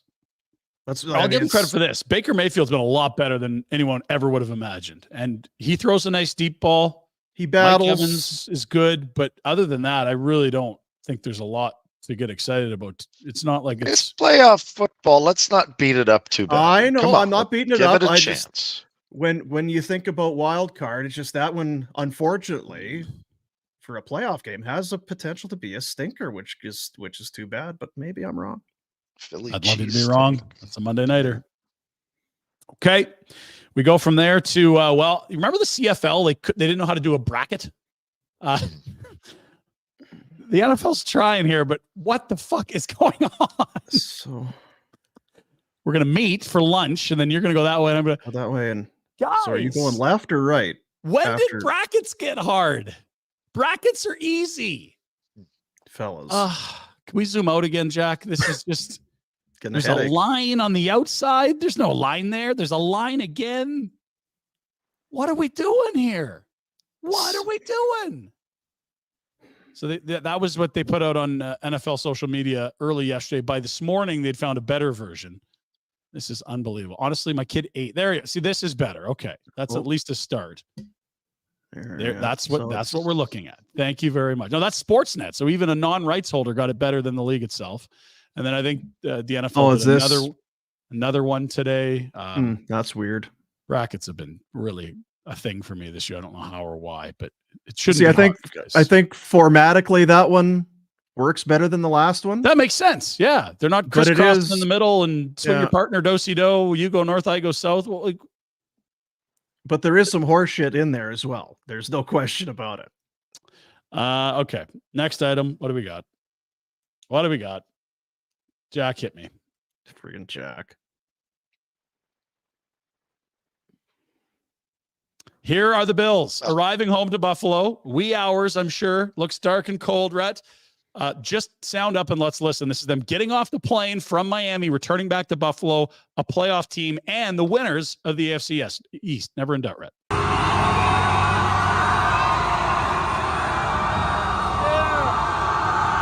Seems to be some noise in the background, Dean. This QB1. Holy. Well, it's probably just like 30 people right there. It's right? windy. It's windy out. Legs are going. Are you not going to go say hi to those people?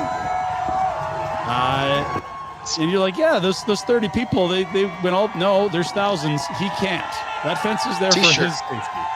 T-shirt weather. But they're still lined up here. Look at this. It keeps going, Dean. Wow. You can't go up to the chain link and just kind of say hi. You got your hand along it. Wait, touch your hand. We don't want it. No, it's true. Fine.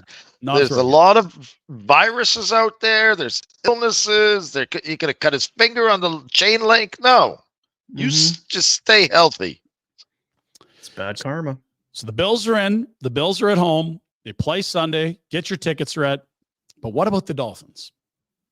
Man, they were close. Looked like they had that division wrapped up. Dolphins. Well, someone was asking Dolphins fans, man, like, what would you do to have the Dolphins win a Super Bowl? Some great answers here. All right, so what's the craziest thing you guys would do for the Dolphins to win a Super Bowl this season? The whole team, baby! Mom, put down the White Claw. Jesus. Love it. She likes quarterbacks, Rhett. Team player.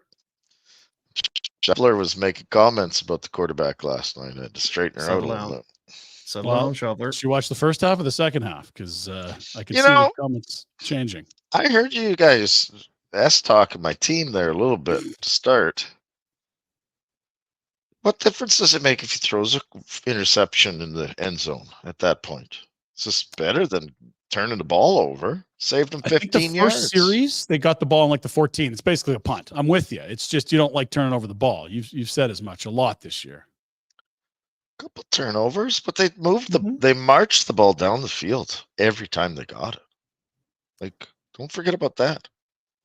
Which quarterback are they taking in the first round this year? Have you have you looked that deep into the quarterback class? Pretty late in the first. If he throws 5 picks on Sunday, it's not off the table. It's not. Yeah. There's been some twists and turns no one saw coming this year. That could be the last one for the Bills. Who knows? Sorry, I have to interrupt you. Who thought they were going to blow it too? 2 minutes left. Don't get the first down. Like, it was written, and I was like, "Oh, they're going to F this up." Always. I left after the kick return to go flood the rink, and it was like, this is very Billsy. They make you believe one thing, and then they completely change your mind minutes later. It's impressive work. Yeah, it's the option and the opportunity is always there. Never turn it off. No, there's a chance. But Tua said, "You know what? Watch this. Watch this, Josh Allen. I can do it too. I can throw a bad ball that's an easy interception to cost us the game." Hold my beer. Couple items. Tiger Woods has parted ways with Nike. I don't know if you saw this. That's a 27-year relationship that's officially come to an end today with Tiger posting on social media. Rhett's Debts, a reoccurring segment. I have paid out the winner, Dean, $1,000 for our fantasy league. Andrew McBride has scooped up the regular season and second place money. And Rhett now owes me $100. And what was that term for the juice running like a mobster? What do you call that? The Vig. The Fig. V. Vig. The Vig. Go watch Vim and Vigor. a mobster show. Goodfellas or Sopranos. I or just watched something. Casino. I didn't see Vig on Casino. Maybe I was... Phoenix, 100 US, we'll call it even. Told you I'd bring you the money to Phoenix. Fine. Perfect. Love it. From Rhett's Debts, we go to Boomers Hoopers. Dean, can you walk us through this NBA highlight from the weekend? Sure. So we're in. This is LBJ. There's LeBron with Lyndon Johnson? the one hand slam of Jamma. Who was that, Dean? Sorry, you just cut out there. LeBron James with the one-handed. That's a rim rocker right there, and you can see the team is excited about it. And there's Luke Longley. Very good. Holding his head. The oldest player in the league, right there. LeBron still brings it, man. Yeah. Yeah, we can just sit back and be amazed and admire the greatness that is LeBron James. If you think Boom's excited about NBA, you haven't seen him on the promotional reels for WWE's LA Knight. That is a smiling Mollberg, folks. Print it, put it on your wall. Awesome. LA Knight. Yeah. Yeah. Yeah. Fatal 4-way on the way, man. Give us more. Royal Rumble, Fatal 4-way, Roman Reigns. When's that? Either early Feb. It's coming up, but That's the one you're going to, or no, we're going to WrestleMania. That's the big. well, maybe we should have a watch party. Royal Rumble was one of my favorites. I remember when it started back in the day. It's changed a little bit, but what about King of the Ring? Where does that come in on your power rankings? I don't even think they do King of the Ring anymore. I'm not even sure. It's kind of Money in the Bank, and they've got the Elimination Chamber, and they're going to Toronto for like 3 shows in a row. Yes, they are. They do what? They do a SmackDown, a SmackDown and Raw on either end. And which one is that? Is that Money in the Bank? That's the Money in the Bank weekend. Yes. Yeah, I think so. This has been the Money in the Bank WWE update. Yeah, the Money in the Bank. Because if you win Money in the Bank, then you get the briefcase, and that's good for a championship match at any point. At any point. Yeah. So you can come out during a match. At the end of a match, you hand the briefcase over to the referee, and then you're in. So you got to catch a guy when he's tired. That's the move. That's right. That's exactly right, Ryan. Right, you are. What about The Rock? He was talking. Is he in that 4-way or no? Oh, he's not in, but he has caused a real stir in the WWE universe. Yeah. Okay. All right. Thanks, Dean. Appreciate that. That was really good. Yeah, anytime. Finally, last 3 items. Dumb shit. Don't be posing for a photo in the middle of a ski run, Rhett.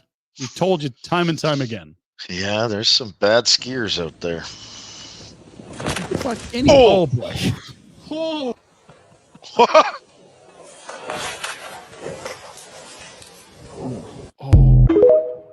Not ideal. Listen to it. I love it. Neither guy is really happy. Oh. How about the guy shooting, not letting his buddy know? And how about camera guy? Is that guy real? This is not AI. I think this is real. And you know what? To be fair with the camera guy, you can hardly see him coming. He's right behind old yellow jersey there. You know what? The skier finds out why you don't take photos on the. That is true. Yeah, don't do that. Let's go stand right in the middle of the. Yeah, he got what he deserved. It's probably for the best. Idiot. So sometimes we have technical difficulties. It just happens. And we saw it with Rhett today. We saw it with Boom today. Jack's been A1 down here in the Marta Loop Nerve Center.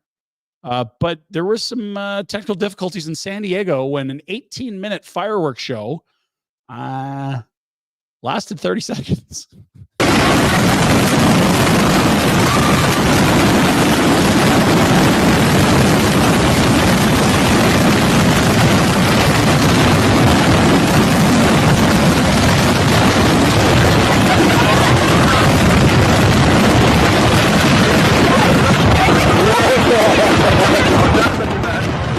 So at some point, it's like less wow and more like, should we leave? Like, this is getting apocalyptic.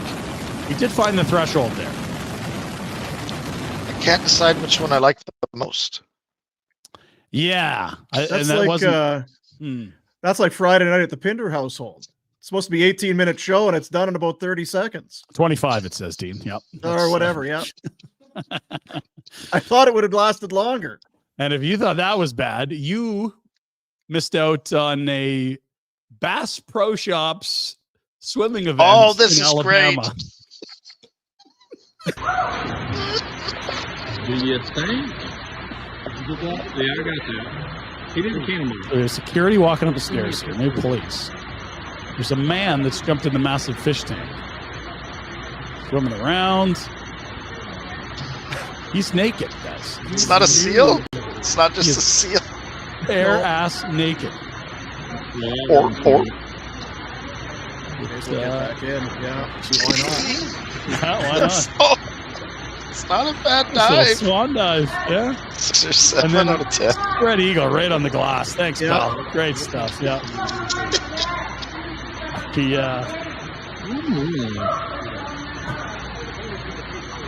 Sadly, this is lasting more than 25 seconds. This is a tough go at the old Bass Pro Shops.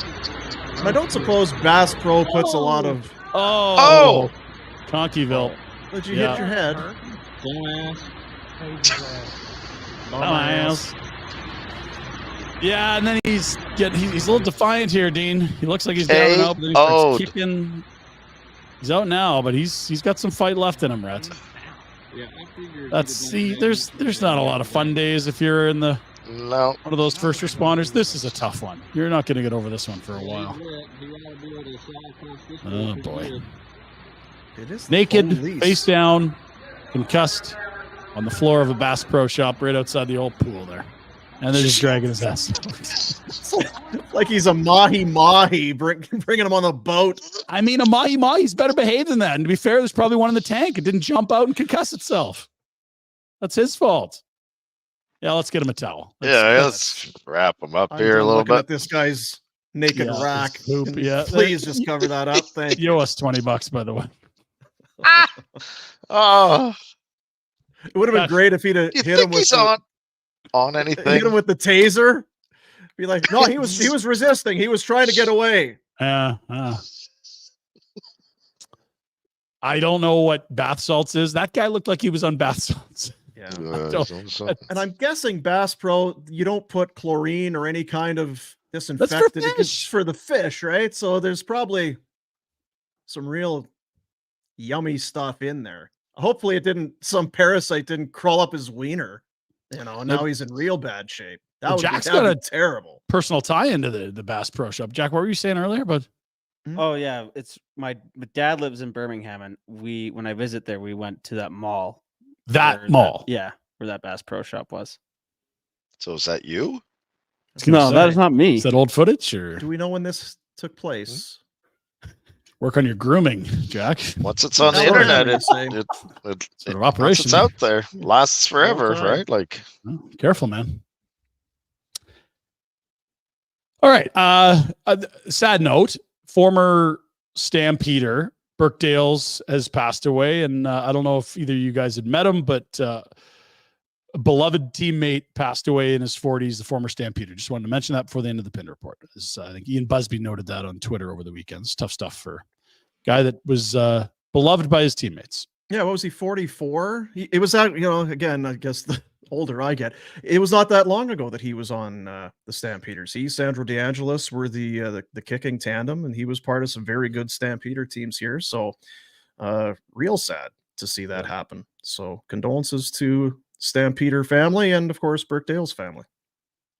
Indeed. That is it, fellas. That's a wild weekend in a Pinder Report for Village Honda. New in-stock inventory arriving daily. It's on the ground. It's ready for you. Start your automotive adventures at Village Honda. New vehicle pricing is MSRP. And of course, they are part of the Wood Automotive Group. And if there's something that you're kind of, whether it's options, color, brand, talk to them. They'll look inside that dealership group and probably find just what it is that you're looking for. They're worth the trip. They're in the Northwest Auto Mall. Your dealership for life, Village Honda. You know what? I have something here. It's going to be a little bit of an I dig it for you. A little bit of a Finning I dig it. I saw this, I guess it was yesterday, although I got to admit it's from the weekend anyway. And Spencer Carberry, he is the head coach now of the Washington Capitals, correct? Washington, yes. They started the year it was a bit of a sluggish start, but they have they've turned things around nicely. I believe they're in a playoff spot as we look this morning. Now a lot of hockey to be played. Either way, the Capitals have turned things around and have had a nice little run going. You could have asked me and I wouldn't have been able to tell you, which doesn't mean Max Pacioretty, where does he play? So, okay, well, geez, he was Montreal, then to Vegas, and then Carolina, but he had been hurt. He'd missed a great deal of time due to injury. He's a member of the Washington Capitals and got into his first game in almost 2 seasons, year and a half. It's been a lot of rehabbing. Was it Achilles? I'm trying to think of Achilles or ACL. One of the two. I was confused. I think it was Achilles. Like within a week of returning with the Hurricanes last year, he was hurt again, and long-term injury to long-term injury. Let's go inside the locker room. Here's the head coach after their win on the weekend. One more first. I think we got another first here.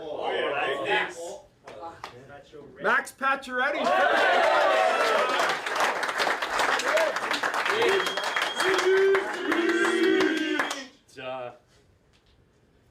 That was a rough 2 years for me, boys. And if I learned one thing, it's not to take things for granted. And that game proved we have a special group in here. And let's make sure we never take that feeling for granted. Yep. Pretty cool. An emotional Max Pacioretty. I've said this before, and it's got to be to be rehabbing injuries. And Rhett, you've been on that team, and you would have had injuries. A lot of times, you're segregated from the team. You come in and you do your rehab work, if at all, at the rink, and then you're gone. You don't come by for games. You feel so disconnected. Plus, how much fun can it be rehabbing? And for a guy like Pacioretty, he's not old, but there has to be some in the back of his mind. Am I going to come back from this? If I get back, am I still going to be an effective NHLer? Is this it? So it was kind of neat to see, at least for one night, but pretty cool to see him get back in there and feel like it was all worth it for him to get to put all that work in. Emotion. That's a long time to be working to get back. That's a new team too, isn't it? Like he got hurt in Carolina, right? And then you join a new team and you just want to get in the room and play a game so you feel part of it. So good on him. And you get through that, you got to feel like get through that first game. You're like, okay, well, let's just kind of baby steps, do this thing. Finning Cat, that's I dig it for Finning. Finning Canada, your local dealer for cat equipment built to handle work in Western Canada. For heavy equipment for the job site, visit the Cat Rental Store. Knowledgeable staff, you get what you need. Buy parts, rent tools, power solutions. Visit finning.com for a location near you. Finning Cat, a proud partner of the NHL. Pacioretty 35, fellas. There was a very real chance he didn't make that return. Yeah. That's nice. Good for him. It's awesome. Yeah. Start the show with that ugly incident with the Buffalo Junior Sabres. A real smear on the sport of hockey, a black stain on the sport. Yeah. Now we kind of bring things back around and a little feel-good story from the National Hockey League.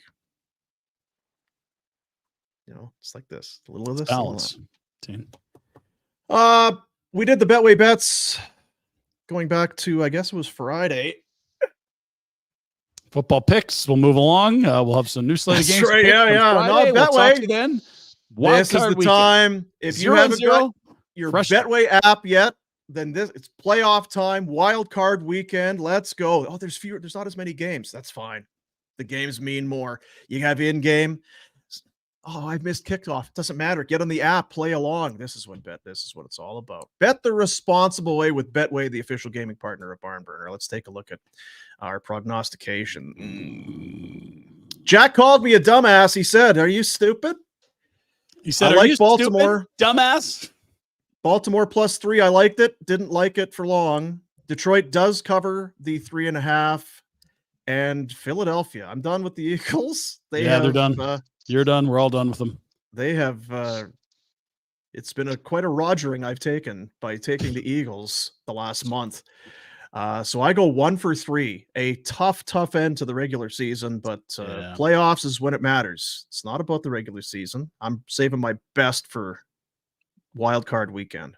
Still over 500, Gene. Don't be upset. That's moneymaker. Yeah, okay. I really like Jacksonville to soil themselves. They did.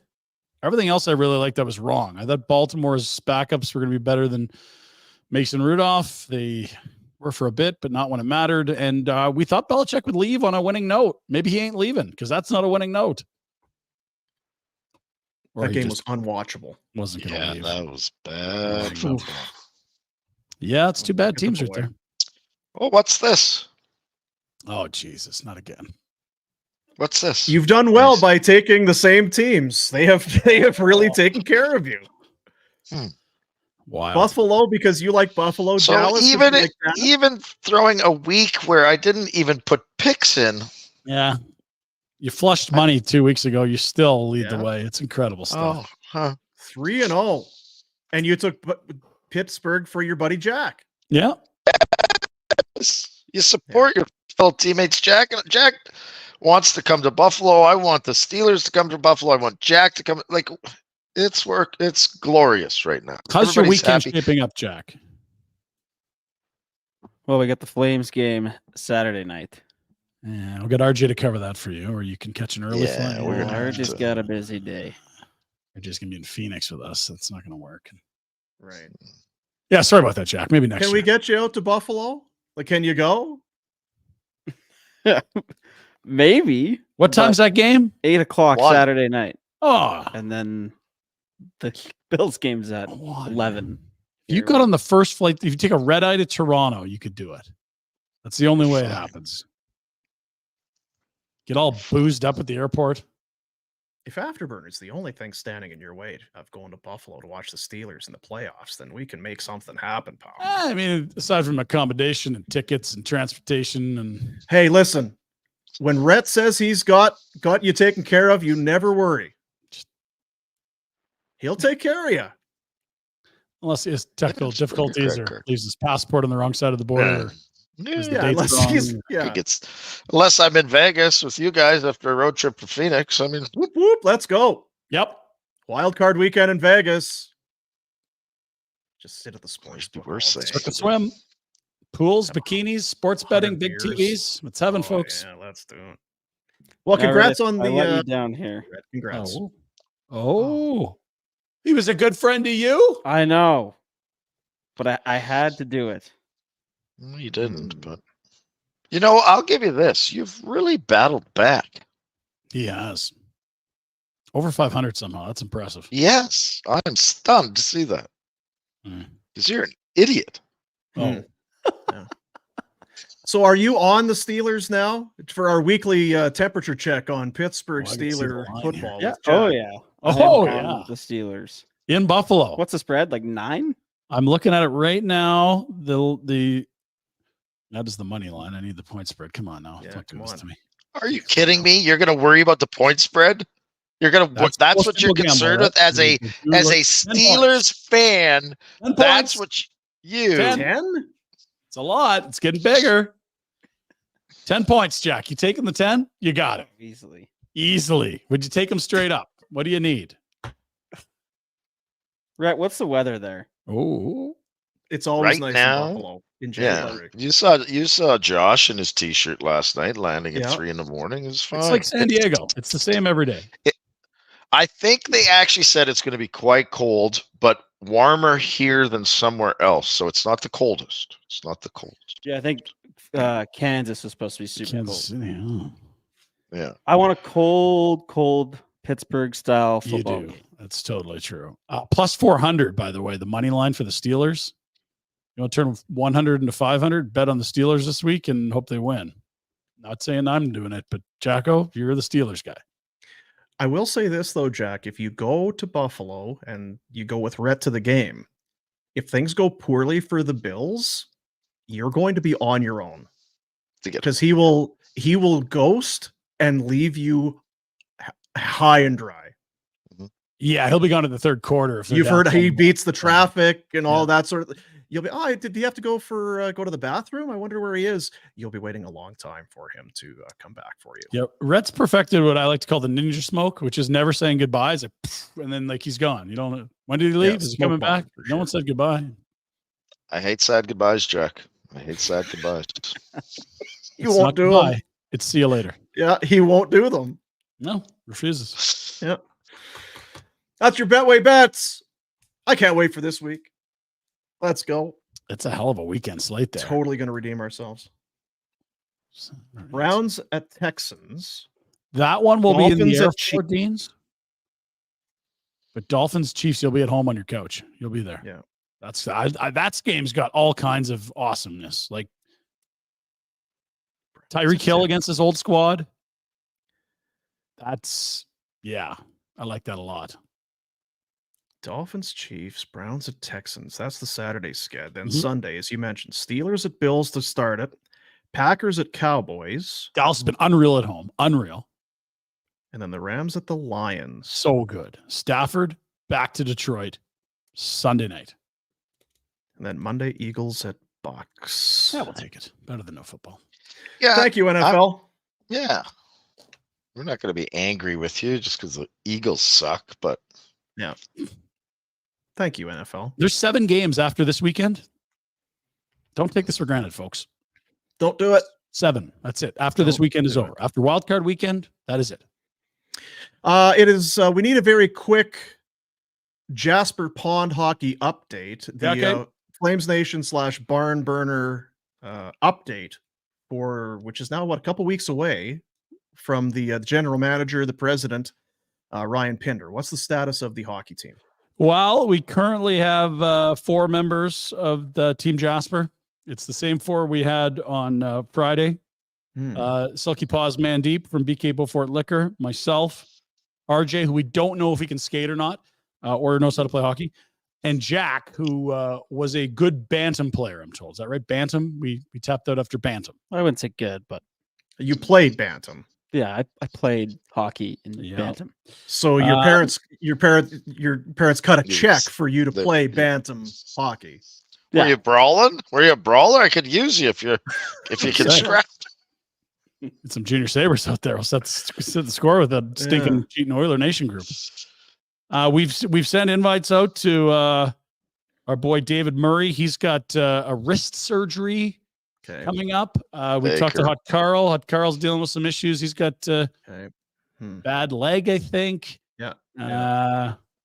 Commies in Phoenix. I got an ask out to Mosser at Crickets. It's we need Rosehill in a bad way. And that Georgie Sweetlands kid. We'll take him too. Yeah, we could make that work. My boys are off. So. Okay, well. Are you going to find a nice hat to coach us in? It'll be a toque of some sort. Okay, my guess would be it'll be some warm clothing. Because the Wolverine did say he could play, but he nearly died.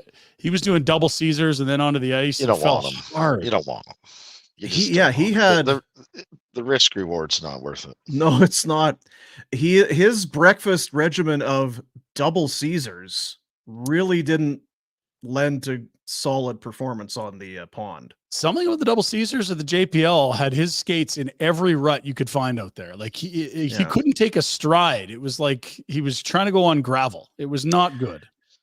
Jared, would you like some toast or something with your double Caesar? No? Oh, okay. These things got like all the olives and asparagus.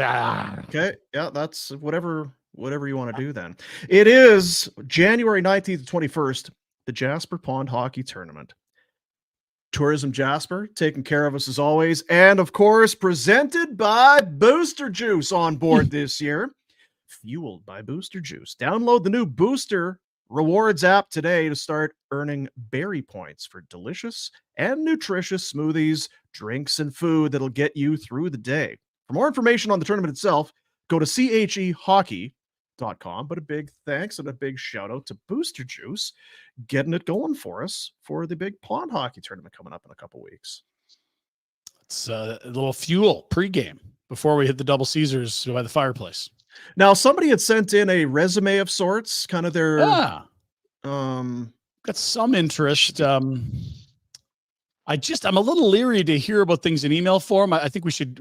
I've been working on the rink here in Marda Loop. Got all the snow off last night. We're going to brush it and flood again today. We were working on some of the holes at the north end. We need to get people on the ice here. I'm not just going to take your word for it that you're good in the room. A, we're not in a room, we're on a pond. And B, we need to know you can play. So I was just going to say, why don't you get to some of the ODRs there, Pinder, and take a notepad and start do some scouting like any good GM would do. I've been scouting. It's like the Minnesota Wild. We got a lot of guys on IR. Are you sure you've been scouting? Because it feels like I don't know if you not a lot of progress. I went to the rink with a 6-pack of Old Milwaukee at like 11 last night. I didn't get home till 1. I mean, I've been scouting heavily at the ODR. So would you hold like a walk-on kind of a thing? You know, the Stampeders or football teams, they'll have one day where you can come out to the stadium and try out. If we get enough solid sounding candidates, I will happily run people through their paces. Not far from the studio here, but 5 that would blocks be great away. content. Yeah, I will come and really watch. Good. Yeah, I would love to see the donkeys. Well, you gotta be there. You're the coach. You gotta know what's going on. Yeah. Hey, listen, I'm just the coach. I coach the team that is given to me, right? I would invite Soroka, but he's going to the Sox. I want him healthy when he gets to Chicago. I can't have the Wolverine running into him all hammered up. No, I feel like there's got to be someone. There's got to be we're missing something. Like you want a kid fresh, like out of college or something. Oh, A couple of those guys. Zipping it. Someone in the transfer portal. They just trying to keep their name out there. Well, we had some resumes coming in. Here we are. So let's have a read here. The pros of this guy's game: great drinker, can take in an ungodly amount of booze and stay standing. May black out every night, but will be involved. Water bottle, 50-50 ginger rum. That's a good drink. Don't mind that. Mm-hmm. Ginger rye, actually, a little preferred, but hey, spiced rum, you know, that's nice. Great in the room, Dean. That's, again, helpful, but we are outdoors. Can handle a joint 10 beers in. That's not easy. Brings joints. That's another pro. It says here, average hockey player. That's listed as a pro, by the way. I'm not sure that's what we're looking for. The pro? Yeah, wait. And the cons, average arm length and height. So you're out. This is not Warner Neanderthal torso. If you're going to be an average hockey player, you got to have a long reach. Or a lot of joints. Name, Jack? Like how many joints are we talking? Yeah, it's plural, and that's more than we need. Too many, Trev. I'm more apt to hit the booster juice than a hoot before the game, personally. But to each their own. Yeah. Name is Damond. No. Damond. Jarrod. So if you're better than Jarrod and Damond, send us a resume. And if we get enough guys that know how they can skate forwards and backwards and aren't inclined to hammer joints after 10 beers, we'll get you up for a skate. Friggin' Jack, spelling and pronunciation, really not his strong point. Hey, it's a second language, I believe. Isn't that right, Jack? Come on. Damon.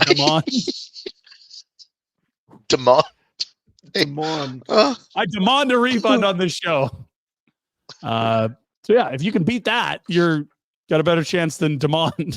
What's if people were going to send in a resume or even a tape? Yeah. If you have some footage, send it to us. Hey, Jake, what's the best place for people to send either an email or some video for? Yeah, jack at FlamesNation.ca. Should we send it to the Ask Rhett account? That's usually a nice collecting area for mail. Yeah, Ask Rhett at FlamesNation.ca. Sure, no, yeah, sure. Or, he's not even responding. I don't want. Yeah, he's all quiet now. How about just Jack at FlamesNation.ca? That'll work, hey, Jack? Yep, that's it. All right. So think. send your Okay, resumes, your Jack. video At to FlamesNation. Jack. I don't want a written AI bullshit resume. Send in some video. We got to see what we're getting here. We're Yeah, smart we're on hockey the socials, people. folks. We're on the socials. We'll You know. can find us on the X, on the Twitter, on the Instagrams. Jack's probably on the TikToks.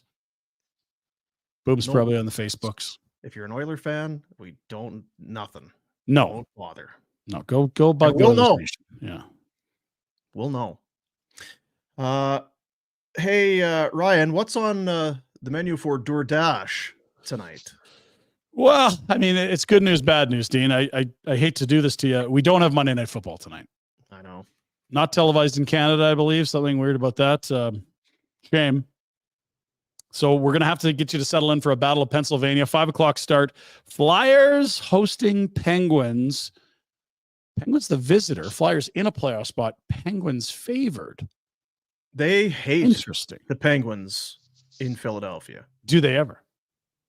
Hate That them. might not be the best game, but that could be rowdy. And the best game absolutely should be Boston, Colorado. 2 cup contenders going head to head. That's a 7:00 start from the Mile High City. High like altitude, not high like a joint after 10 beers. Right. Like Damon. Demand. Yeah. That's DoorDash. And what's on the menu? Ordering's easy. Just open the DoorDash app, choose what you want from where you want, and it'll be left safely outside your door. And for a limited time, our listeners and viewers get 25% off and 0 delivery fees on their first order of $15 or more when you download the DoorDash app and enter promo code NATION25. That's NATION25 to trigger that deal. Limited time only. Dash that for the win with DoorDash. Whoop, whoop. Whoop, whoop. Indeed. Well, congrats to Eric and the other guy, Lucas, who are coming to Phoenix with us on Thursday. Thank you, Oodle Noodle, Big for thanks, jumping Oodle on there. Try the Oodle Noodle. You will not be disappointed. That might be my next stop. That's right where I'm going. Oh, yeah. dude, it's so good. So good. Spring rolls. Spring rolls. Tomorrow on the program, it's Tuesday. It's game day. Helmets, Ottawa Senators. Oof. Oh, special. And? Special. Old friend Jamie Old McLennan friend. Noodles. Speaking of Oodle Noodle, the Nudes Noodles. He's going to be in studio. Attention, early start tomorrow, 9:30 a.m. We will start the program. Please, gentlemen, 9:30 a.m. We'll start the program because Noodles has got to get to game day skate, Flames and Sens. He's going to have a little chit chat with the Flames brass, and then also wants to watch the Sens and see what's up with them. If you think the Flames are having a tough year, imagine being a Sens fan. You thought this was all turning around this year, hey? Next year. That's what I said last year. Big year. The year before Yeah, that. big year. But are they next year. screwing it up the right way at least? It looks like, or do they have a first rounder? I don't even know. But if they do, it should be pretty high again. I think they do. Yeah. Check. Yeah. No, They they gave have a not. couple away for Chick Dog, didn't they? Chikrin? And then they Oh, maybe. Yeah, maybe. but they did trade to Brinkett, but I don't know. It's not gone great. Yeah. Either way. And they got the gambling guy, Pinto. He's not back yet. He's close. Yeah. Double down Pinto. So that's tomorrow. The big Flames Senators game you've all been waiting for. It's a brouhaha. Flames are pumped to get back for that one game. Yeah, the one game homestand's always one of your favorites because not only is it the first game back of the homestand, it's the last game of a homestand. Yeah. I like Millen on the broadcast. He's brought it up about once a period. I don't know what the fuck they're doing with the scheduling, but that's you guys are fucking idiots with the league. I mean, you come home for one game, you'd like to be able to play a few games, but no, they got to send them back out in the goddamn road. Got it, Greg. Greg hates the schedule and the schedule makers. Could you Got find it. yourself a side of gravy, Greg? Just calm. Oh, Millsy. Well, would you share the email that you get from whoever suspends you? yes, please. Can we see that? You I'll block have out to find names. the email. Blur the names. Yeah. I'm not good Yeah, with email's email, not your- but I'll It is good try. email. It's phone. Yeah. I feel like it's got to be worth more than a game for that. That feels 14-year-olds line brawl. It's the worst. And a display real hockey. line brawl, like an actual line Yeah. brawl. yeah. Who was the kid hitting reverse there? Like Terry? It's young Cage. He's a speedster. Hell of a You're player. gonna have to talk to him. Yeah, That's not a look. His backward skating looks on point. The bring it Well, he on, likes- watch me cross over. That's a bad combo. Well, he just knocked the guy down. He didn't want to have to do it again. Had his way with it. Oh, Bedard throwing lifts there. Yeah. What's old 93 doing? He's trying to pull his own player out of the pile at center ice. Well, old 93 had already had his fight. He's the guy that started it. He should be suckering the other guy. Not like he's putting his own teammate in a bad spot here. Yeah, they're young, dumb. Brains aren't developed. They're dumb animals. But yeah, he'd already had his fight. He started chucking the knuckles first. So yeah, the other guy, he's trying to hold his own there, but he's got his friggin' teammate pulling him backward. Yeah, old Rich. Off me, dude. Old Nugent Hopkins there, 93. What are you doing? There's Ray Bork backing up. No wonder he's so good skating backwards. Old Borky. Hey, you want to go? You Bills go? Mafia. Cole Connolly down there, North Mafia. Look out. Yeah. Snap. Oh, good team building, Rhett. Yeah. Bonding. Nothing like a drunken or a fight. Okay. And the drunk was on Saturday night. That was which day was that after the game? I can't remember which one that was. Friday night. I think we've probably done all we need to do today. Appreciate you. Tomorrow game day. Noodles in studio. Little early start. Game day. Doesn't Noodles come on Wednesday? Why is he coming in tomorrow? Because Wednesday travel day, buddy. Think about it. All right. We'll do it. What's up for the rest of the day? I got to work out. Got to get zapped. Build some muscle. Got kid hockey. It's not good here. We got your appeal today. What's going on? Sick kids, and one had to be picked up from school just a while back or hours ago. Is it the third or one of the two? Yeah, it seems to be really knocking the You stay away. We need you for margaritas and chips. Is everyone sick in the world? No. Oh, because it feels like everyone here is down and out. Well, poor Sweetie there getting beat up, and he was sick. Poor kid. Poor kid. And his old man is an asshole. No, I wouldn't say that, but he's a heavy booze bag. Yeah, he's got problems for sure. Yeah, he's got problems. Liver issues. Is he a bad drunk? You know, that's the other thing. Real bad drunk. Oh, no, he doesn't stop smiling. He's a smiley guy. Yeah. Yeah. All right, everybody. Have a great rest of your day. We'll see you tomorrow. Later, buddies.